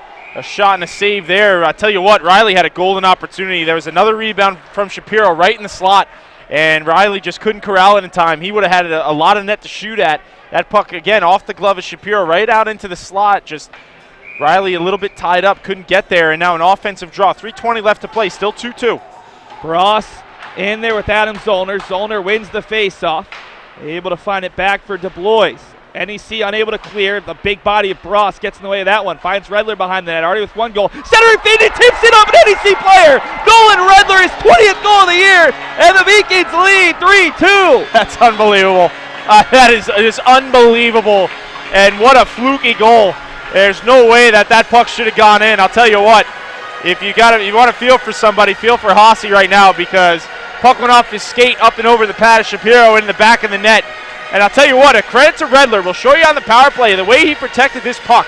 and he kept it alive for as long as he could. I think he was looking for a pass there. I don't think he was necessarily trying to get that towards the net. I think he was trying to connect on the pass, but nevertheless, you throw the puck to the front of the net, you never know what can happen, and you can see there, just throwing it off the deflection. Beacons have a lead now, under 3 to play. Pilgrims got to hustle here. And who else? It's the fourth line out there. Kyle Shapiro was devastated by the goal. Just laid out in his crease for a while. Very frustrated as that, Matt, you said it should not have been a goal. The Beacons get a fortune, maybe a couple here in the third period. Behind the net, it's Albano. Albano with a pair of NEC players pinching forward. Ahead for Regnart. Fourth line still out there. Chukrin chasing forward and able to tip it ahead for Keene. Keene's offsides as he has his stick broken. He's looking for the call. Probably not going to see another slash here this late. We've already seen the refs miss one on the Beacons. Albano will chip it in. That's tipped by the stick of Regnart, who's bleeding, it looks like. And we'll get a face-off outside the zone as Regnart's immediately going to head off the bench. It looks like he might have a bloody lip after one of the hits. Seth, let's take a look here. As Tom Carroll's asking for this puck to come all the way down. I think he's asking for an intentional offsides call. I don't know if he's going to get it. But you've got 2:18, and he's got to be thinking pretty soon, you got to think about your timeout as well as your goaltender. I'm a little bit surprised he spent that time arguing with the ref, about where the faceoff should be. You got to be talking to your team about what we're doing here. Only got 2 minutes to play. You're down 1. Both teams still have their timeout. Fornaris in the top line out there for NEC. He'll dump it behind. Has options in Osaka and Whitehair. Ends up that it's Whitehair. The referee gets tangled up with them, and Larkin will clear just to the red line. Frankage dumps it back in. Mick will skate out and jump over the puck there. Not exactly what you're looking. 35, Shapiro halfway out, but he's yet to head to the bench. Down to 1:42. Puck is stuck there. 2 Beacons in there with Bross, joined by Gallagher. And the Beacons finally come up with it with Larkin. Helt trying to track it down, and Shapiro retreats to his net. High clearance. This will go for an icing if it gets all the way down, and it will. And we'll get a stoppage with 1:30, and now Shapiro will head off. Well, yeah, this takes the intrigue out of it. So obviously you've got an end zone draw. You're going to take your timeout if you're Tom Carroll. Going to take your goaltender here. You've got 1:28. You're down by 1. If you're Coach Blyle, you've got to figure out, and actually not just Coach Blyle, both coaches really, you've got to figure out what you're doing if you win the draw, what you're doing if you lose the draw. And I'm surprised. Is Tom Carroll going to take his timeout, Seth? Is he going to let this run? He might not want to let the Beacons set up. I think he's not letting the Beacons set up after the icing. It's a smart play, actually. Shot gets deflected up and bouncing down, and MacBurnie the big save, and it's still loose. Bross trying to cover up on it. Remember, UMass Boston gave up an extra attacker goal at Hobart as Bross floats it down. He scores! UMass Boston, back-to-back goals, 4 goals from the top line, and the Beacons have doubled their lead with 1:14 to play. Well, I'll tell you what, 2 huge saves from MacBurnie off the draw. I understand why Tom Carroll didn't take his time out. He didn't want to allow the Beacons to set up, and they got some great pressure off the zone. He might have given him a hand signal to let them know what face-off play he wanted, but some great saves from MacBurnie, keeping that puck out of the net, and then I'll tell you what, Bross launching that puck from where he did, man, that's a lot of confidence. That could have easily gone for an icing, but you take that risk-reward type of play there. He was confident in his ability to score from his own blue line, and he gives the Beacons a 4-2 lead with 1 minute to play. 2 goals each from Nolan, Redler, and Zack Bross. The Beacons' top line combining for all 4 goals, and UMass Boston now leads by 2 with under 75 seconds to play. Puck dumped down low. Bono and the Beacons just looking to play it safe here. Tries to chip it up, but it's taken away by he's stripped away by Sifferlin. Shapiro is still out of his net, so the Beacons looking for a 5th. Wickline the first one to it. Wickline a centering feed as he had no shooting angle. Fries will just float it in. Bono's going to take a slapper, and it's kicked away. Good work there by Ryan, recognizing the possible shot. Wickline will dump it out, and it's Carter this time will fire it in. Another kick save. Wow, NEC has a couple soccer players out there. This time McFarland able to make the kick save in a Butte. McFarland will flick it in, and the Beacons have it once again. Bono can Sifferlin will chip it wide. This was inside the red line, though, so no icing with 20 seconds to go. UMass Boston is going to snap their losing streak in a big way right now with a 4-2 game in which they had to come from behind this team that has struggled. Red line down to 3. One last chance for McFarland. Can he get McFarland from in tight? His shot deflects down, and the Beacons have snapped their losing streak.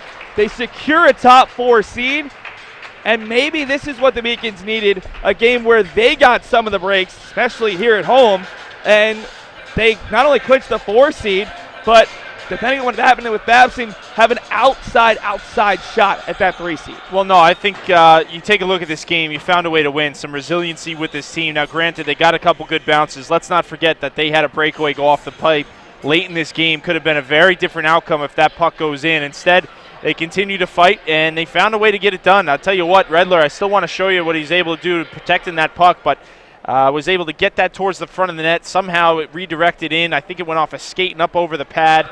But, just a fluky goal that ends up Beacons get an empty net. They win 4-2 here and lock in that home ice for the first round of the playoff. Yeah, they'll be the 4 seed. Southern Maine right now down 7-3. The Beacons needed a Southern Maine win, which means that we're likely to see a 4th meeting between these teams, a 3rd meeting here at home, and a 3rd meeting in the last month. Yeah. Man, I can't wait. It's going to be a really fun showdown between these two sides. Yeah, it's going to be a good battle, and you can see here, I mean, it really came down to a bounce. I mean, this was very even. This entire game was very, very even, and I'll tell you what, I think we're going to be in for one in that playoff game. You've got these two teams know each other very well at this point, and a good win for the Beacons. They needed the exact same amount of goals in meetings. One goal game, a 2-goal game that involved an empty net goal, and a 3-goal game that involved an empty net goal. Not a lot separates these two sides as UMass Boston improves to 9-6-1 over the last 16 meetings. But these games are always so fun. And let's be 100% honest and up front. UMass Boston got the bounces. We talked about that slashing call in Osaka that wasn't called. Talked about the puck that hit the post. Our directors are still telling us they think it was in. Tough for us to see, but they seem convinced. And also the Redler goal, remember, that bounced off the skate of an NEC player in front. UMass Boston with a couple of big breaks, but occasionally those happen. And they haven't really been happening for UMass Boston, especially in some of these 1-goal losses here at home. Well, that's hockey, Seth. I mean, it's the games where there's certain games where you get a lot of bounces and you kind of walk away happy, and there's games where you don't get any and you feel like you were shortchanged. Tonight was a little bit of both. I thought it was a very even hockey game. I thought both teams had opportunities to score, played well defensively. We saw ebbs and flows to this game. We saw it pick up. Each period picked up in the speed and the aggression. And it came down to a bounce. It came down to, Shapiro at the end there, just not able. There was a very weird bounce and a very weird puck, as you could taking a look. Tom Carroll, the coach of NEC, still chasing down the refs, living up to his reputation as a coach. But, no, I think it was very even, and I'm very excited to see these two teams when they face again not too long from now. Probably next Saturday at 7. We'll know more this Sunday morning. Right now we're going to take a commercial break. Then we'll bring you all of the highlights from the 3rd. We got a couple goals to show you, breakdown, and possibly that first interview with Matt Meisenbacher and Nolan Redler. Possibly. We'll see if Nolan will be willing. See if he graces us with his presence. My name's Albie Daly. I'm from Able Park, New York. I'm a forward on the UMass Boston men's hockey team, and my current major is exercise and health sciences. Being a member of the men's hockey team is a tremendous honor, just because being able to play collegiate sport while pursuing my dreams of becoming a physical therapist and studying what I'd like to in school means a lot. My favorite memory as a member of the men's hockey team would probably be a big goal that I scored last year, the NCAA quarterfinals, the ECAC's quarterfinals against University of New England. What a turn in momentum! Just because it was a big boost for both myself and our team moving forward. Perfect shot right there over the shoulder of the goaltender Drost.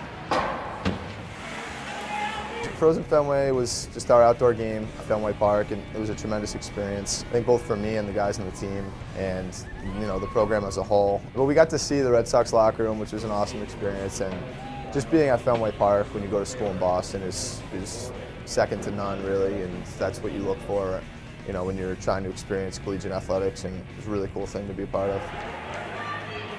Being a student athlete at UMass Boston is a tremendous honor, just because it gives you the chance to really focus on your studies in a great academic environment while pursuing what you want athletically. So it's a pretty powerful thing.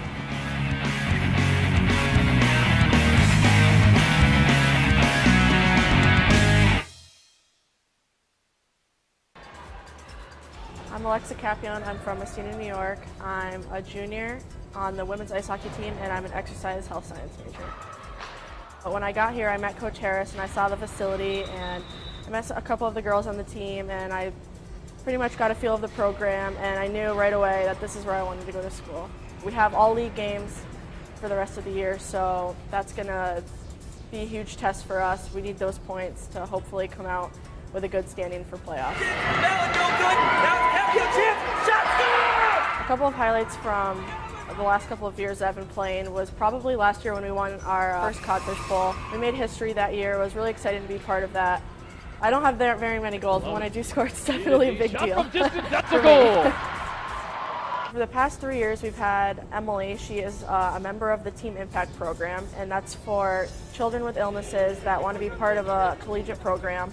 She's great. She comes and watches all of our games. She has her own jersey. She has her own stick. We've got her all this equipment. It's really awesome to have. She gives us a lot of motivation, and she comes in the locker room and talks to us before games, and it's really cool to have her here and be part of our team. When I graduate, I definitely want to go to graduate school, most likely for either athletic training or physical therapy. Our trainers here have definitely given me an insight about what it takes to be an athletic trainer. They're always on top of everything. They always know how to help us and what to do and what not to do. They're always there for us when we need them, and that's given me a lot of help with what I could be doing after I graduate, so that's nice to have them. Psychology is about understanding the individual and understanding the mind and understanding how it affects others. The main reason why I want to combine psychology and business degrees is because I want to understand the business decisions that are made. I'm Nurçin Çelebi. I'm from Turkey originally. I'm a senior at the 5-year BA to MBA program at UMass Boston. Right now I'm doing an internship, so I will be starting to get experience in the field, and on top of that, getting an MBA and adding that business edge to my psychology degree. I think in management, the biggest mistake you can make is to not listen. So I want to be able to step into a company and say, here's what you're doing now, and here's how you can improve it in order to get the best out of your people, and in order to actually have people coming in here with passion. I moved here when I was 16 for high school. Moving from Turkey, it was a rough journey for me because when you don't really speak the language that well, and when you don't really fit in the crowd, it's very easy to disappear. But I decided not to give up, and UMass helped me. It was really a blessing for me to come to UMass Boston because it helped me really grow and show me that I can do things on my own. I wanted to be able to improve myself. I wanted to be able to try new things, and I think UMass gave me a really good head start on that. I'm Elizabeth Clavin, sophomore business management major from Edina, Minnesota. I love being a part of this volleyball team. Volleyball is what brought me to UMass Boston. I looked at our recruiting website one last time and saw UMass Boston on it, came out for a visit the next week, and it kind of hit all the boxes that I was looking for. In a good city, good academic school, good volleyball program, it had everything I wanted. Although it was far away from home, I knew this is where I wanted to be. Winning 6 back-to-back LEC titles is really a dynasty, I think, and Terry has really focused hard on recruiting and building this dynasty and continuing to build a program that can continue to win championships, and it's really lucky to be a part of something this great. Last year I was the Little East Conference Defensive Player of the Year, All-Conference second team, NCAA Regional MVP of the regional tournament. Joined by Matt Meisenbacher. Matt, our producers told me that our audio should be fine for the post game. So if we have one perfect set of audio, it might be right now. Flip a coin. What a game. UMass Boston goes down 2-1. 2 goals in about 8 minutes. Yep. One late in the second, one early in the third. I got to admit, I was questioning whether the Beacons had a comeback in them. What made the difference outside of a couple of breaks? I mean, sometimes you need the breaks. What made the difference for this Beacons team tonight in a 4-2 win? No, we all were. I went into this game thinking if they lose this lead in the third period, they're going to lose the hockey game. I mean, that's just the what this team has done all year. And I think it's not. Sometimes you just have to say, hey, we got to bounce tonight. We got to bounce, and that's really all it was. I mean, that game probably should have gone to overtime, if not gone to NEHC. You have a breakaway that late in the game. You got to expect that that's going to go in more times than not, and you got to post. You ended up coming down. Redler made a heads-up play, getting that to the net. I think if we were to, if you're in the locker room right now, right, you got to get the confidence up, and you talk about all the good things you did and areas where you might want to improve. But reality is you got to bounce. You got to bounce tonight. You found a way to get a win, and you capitalized. You didn't relinquish it once you got it. And you walk out of here with a 4-2 win. Hockey goes that way sometimes. You see it in the NHL. Certain games where it's a close hockey game, you get a late goal that kind of gets deflected weird, or goaltender doesn't get a good read. You saw it here tonight. Redler made a great play protecting that puck, but he was off the sidewall. There's no way that puck should have gone in. Just got a nice bounce, and Beacons added an empty net to get the 4-2 win. Let's take a look right now at the scoring summary first. And UMass Boston able to score the final 3 goals of the game. 4 goals from the top line, 2 each from Redler and Bross. Keenan Haase, 5:27 into the third. We thought that might be it, as Haase scored a really nice goal. Bross able to answer at 8:33, and then Redler giving the game-winning goal at 16:52. Bross, a really nice empty net goal, sending it down the length of the ice. A risky play with that much time left, and he was true on his shot. As we'll take a look at the final statistics, Matt, the shots end up in favor of NEC, a rare time where the Beacons are outshot. They did outshoot NEC 18-15 in the third period.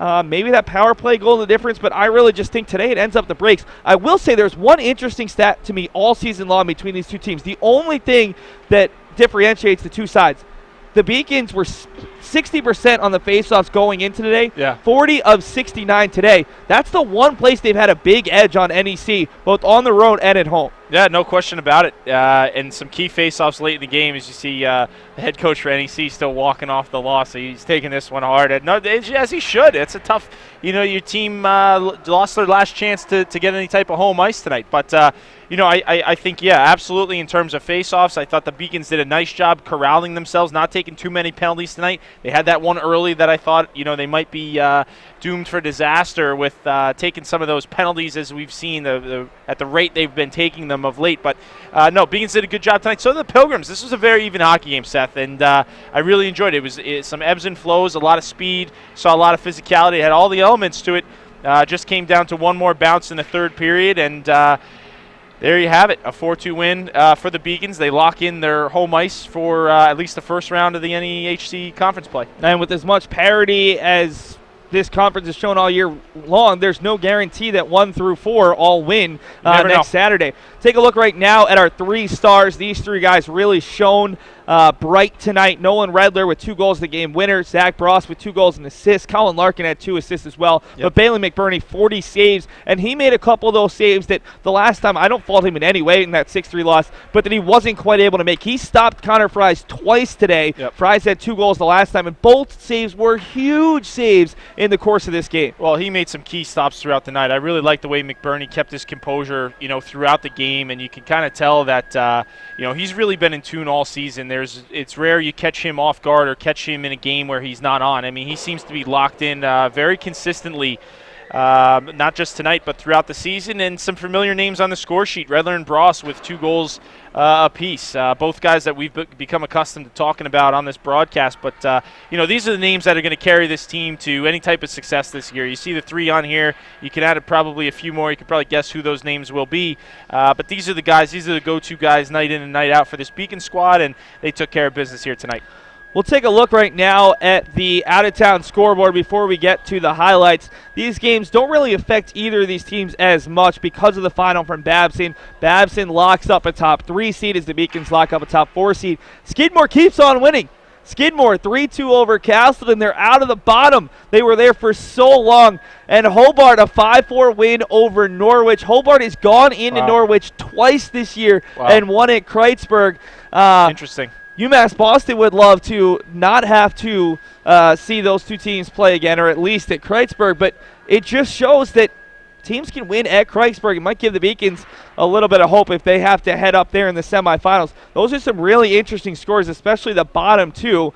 This conference continues to show there's really no rhyme or reason. Before we get our player interview, let's take a look at the highlights real quick. We got a lot of goals from that third period to run through. Yeah, we'll take a look here. It starts off in the period, and scoring opportunity right out of the gate. Within the first 5 minutes there, Shapiro was able to deflect it aside. A couple saves from MacBurnie. See, the way he tracks the puck, he's able to see it all the way. A little bit of a rebound there, and it was cleared. NEC is going to score here right off the play. Come out in front. This puck will be deflected a little bit, and you can see the Beacons just continuously collapsing. You see everybody in front. No one's really covering anybody there. That puck is deflected into the net. Bross is going to come down and score quickly after that. This puck will come across here. You see him late. The rebound coming into the zone late towards the front of the net. He was able to tuck that in. That made it 2-2. UMB would get another scoring opportunity here. You see Helt on the slap shot. No rebound by Shapiro, one of his better saves of the night. And then coming down into the zone, another save. That one of the scoring opportunity off a little bit of a rebound. Here's the breakaway, Seth. And you see Albano's going to get a little bit of a hook here, but I think that's off the post. I don't think that ended up being in the back of the net. A good break for the Beacons there. MacBurnie was able to make another save, control his rebound, put that into the corner here. And then here's Redler's goal. Coming around, protects the puck so well coming from behind the net, throws it to the front, up off the skate, and past Shapiro. That gave the Beacons a lead with 3 minutes to play in the game, and MacBurnie comes away with one more save here, a crucial save there. That created a little bit of a whistle, and then Bross is just going to be able to sauce one from his own blue line into the back of the net here to really ice this game. As you can see there, it wasn't even the blue line, it was the top of the circle. Slung one all the way down, was able to ice it. That made it 4-2 Beacons, and they walk out of here with a victory. Yeah, well, you can see that Zack Bross probably practiced that at practice quite a lot back on Some of that ragu sauce. Yeah, I don't know how many ponds they have out in St. Louis, but he's probably worked on it. We're going to take a quick commercial break, and then we'll have Peter Belisle on real quick, and then we'll be joined by one of our top 3 stars. We'll keep the suspense going for a little bit with Matt Meisenbacher. UMass Boston was my first choice because when I came to the campus, I saw that there was a lot of diversity. There's a lot of people. Here there is a lot of international students, so it's really cool to meet people from different countries, different parts of the world. I'm Julia Murphy. I'm from Canton, Massachusetts. I'm Olivia Murphy. I'm from Canton, Massachusetts. We're sisters. We're sisters. I play volleyball and she plays basketball. Here they have a freshman success community. So each major has their own community that you can join as a freshman, and you take classes with them, you do study groups with them. So it was really helpful getting to know people in your major right away. So in health exercise sciences, we have an internship at the end, where it's so much better to have like an advisor helping you out, like telling you which classes to choose. Joined by head coach Peter Belisle. Coach, Matt and I were talking about it. Seems like a lot of these games during this streak where you haven't been as successful, you haven't been getting the breaks. The bouts have been going the other way. The Salve game, they gave a goal that looked like it hit the top of the crossbar. Today, you got the breaks in that third period. Obviously, you want to beat a team fair and square, but how does it feel to finally see one of those breaks going your way, maybe just giving your team a lift heading towards the playoffs with 1 game left in the regular season, knowing that this game was crucial for your chances of earning a top 4 seed? Yeah, we certainly needed that. And like we were talking, off the air, we found a way tonight, and I think whether it was bounces, we need to earn it, I thought at points in the game we weren't earning it. We had a 1-0 lead in the first period. I thought that was our worst period. And the second period, I thought we played a little bit better, but we lost the period. And the third period, I thought, we found a way. We gave up. We didn't work hard down here, and it cost us. We got outworked right in our house and our crease, and we got outworked. But we found a way here, putting pucks to net, committing to shooting the puck. We commit to shooting the puck off pad. We commit to getting the puck into the blue paint, and look what happens. And it was a bounce. I think it went off one of their guys or something. So, but it's certainly good feeling that going into playoffs, because we were on a, it's no secret, we were on a downward spiral with not getting the breaks. So I agree with you. It was good to get off the schneid there. You talked about committing to shooting. Your first 2 goals were practically identical goals, both times getting a shot where Shapiro wasn't quite able to hang on to the rebound, and both times it was Redler the first one and Bross the second time. Let loose by the defense, an easy poke in on the near side. Is that something that you guys saw on film, or is that something that you recognized throughout the course of this game? Because it seemed like both times the guy who was shooting it knew that player was going to be open down low. No, it's something we work on all the time. I've been preaching that all year to the guys. The goalies are good in this league. It's tough to beat a kid clean. You got to go off pads, get, greasy goals, and we preach it all the time. So it was nice to see, we needed that to maybe see, hey, wow, geez, coach, it worked, Well, yeah, getting to that dirty areas, and it was certainly nice to see. But we certainly do preach it, and I don't care if it's New England College or tomorrow night against Southern Maine. We got to do the same thing. Tomorrow you'll honor a pretty special player, Colin Larkin, who, for our fans, the third player to ever reach 60 goals and 80 assists in program history. Obviously you have a few more games, hopefully quite a few more games with Colin, but what has he meant for this program over the past couple of years? And obviously this year, 40 points on the season, hopefully another potential NEHC Player of the Year. What has he meant to this program's development, putting the team on the map over the past 4 seasons? Well, he scored the biggest goal in my tenure. You know, when you say that forever, that will be ingrained in my head. That he got the overtime goal to win our first championship. That certainly comes to mind. But no, he's done so much in his career here. It's, he was an all rookie. I think he was rookie of the year. He's player of the year his junior year. I think he's got a good chance to be player of the year, at least the first team all conference type kid this year. Hopefully an All-American again, a 2-time All-American. He's certainly in the top of the, scoring in the country. He's been doing that for the last 3 years. Awful lot of accolades about Colin Larkin, just I need a full page of loose leaf to write them all down. Coach, thanks so much for your time. Congrats on the win. Hopefully you can close it out tomorrow with another one against Southern Maine. Right now we'll take a commercial break, and then we'll be back with our final interview of the night. It's Matt Meisenbacher has a special guest. People at UMass Boston, they're here because they know they can have an impact, not just on research, but on people, on their students. This is just a starting point. It only has potential to grow, and it has a big potential to grow up. You're really having a direct impact on people's lives, and you can see that now, and you can see that years from now. So I think it's becoming like the place that people want to go. What UMass Boston is able to offer to its young people certainly stands out to that mission that was set right out in the beginning. It's something UMass Boston should be and can be very proud about. We're on the post-game interview. The Bros man, 2 goals tonight, and your counterpart Redler. He was invited. Not like I'm playing favorites. He was invited, but declined per usual. Only Seth, I guess, has access to Redler interviews. But regardless, we're here with Bros, and hey, listen, great game, great win. Walk me through. You guys were on a schneid coming in, lost 5 of 6, and now you've got senior weekend. What was the mentality coming into the game, and what were some things that were being said to kind of get you ready and prepared for the game? After last weekend, we got swept and came in Monday, knew it was going to be a tough day. No pucks touched the ice, and coach basically told us we're going to skate today because we're going to skate, and if we get swept the rest of the way out, at least we're going to be working harder than the other team. So we've all been there, man. Yeah. Yeah, that definitely gives you some motivation to get a W. But no, this NEC team, I mean, you've played them now 3 times, and it seems like every game is pretty close. Going into this third period, and you knew that these guys weren't going to go away.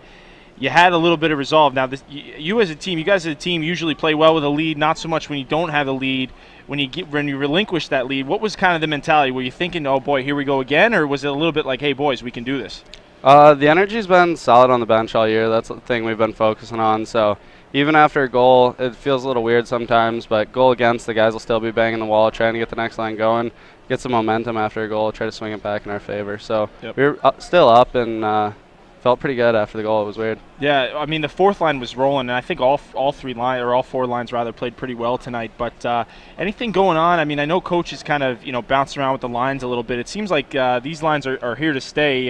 Can we expect this for tomorrow's lineup? It seemed like you had a good thing going. I have no idea what goes on with the lines. I'm not the guy to ask about that. I just look and see if I'm still with 8 and 14, and I don't look past that normally. That's where you want to be. Yeah. If you're wearing what I'm wearing, you're doing something wrong. But no, we'll get you out of here on this. Walk me through. So we were talking a little bit off air, kind of the mentality, right? There's always kind of a debate between, do you hit the red and then dump, or if you've got a chance and you think you can score, do you take it? You were at the top of the circle. We showed the replay. You've got a clean path. Was it instantly you were taking that shot, or was it like, oh boy, I hope this goes in? When it was on the face-off, saw they had 6 guys. Guys are yelling it. And earlier this year, it was the first time I've ever heard a coach say it. We were watching film, and Schneid said, if there's ever an empty net, shoot it. We'll win the face-off if we miss the net. So when the puck came to me, I was firing it down the ice no matter what, and saw a clean lane and hit it, thankfully. So get off the ice after that. Very good rotation on the puck. Landed flat. Looked like something out of a movie. But no, a great goal and great effort here. And good luck tomorrow on senior day. Yeah, thank you. Thanks a lot. We'll be back after this.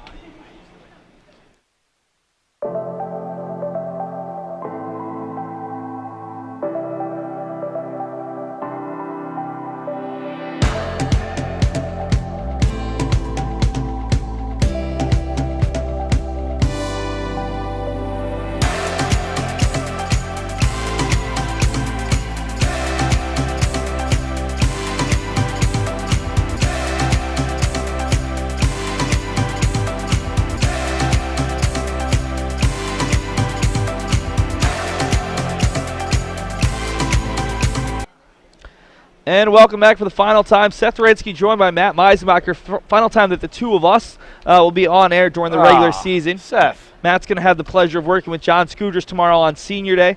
We'll have Nesson in the building doing some background footage, so hopefully the Beacons can score at least as many goals. It'll make for a slightly better show. But, Matt, it's crazy that another season has gone by this quickly. Oh, it always does. Final regular season game tomorrow. The Beacons, such a hot start to this season, a really difficult middle. But if you can finish off strong with 2 wins, give yourself a little bit of confidence.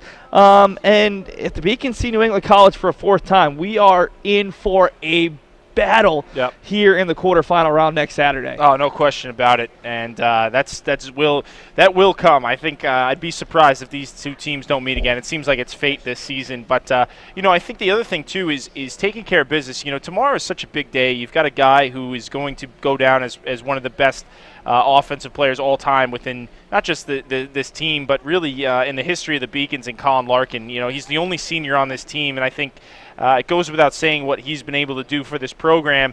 It would have been a little bit tainted if you lose it here tonight and you go into tomorrow with a loss. It just feels different. Now you've got to win. You've got a little bit of momentum going into that game, and you can walk into senior night really trying to win one for Larks and to win the season on a high note. I see you put the trivia question up for those that are still tuned in.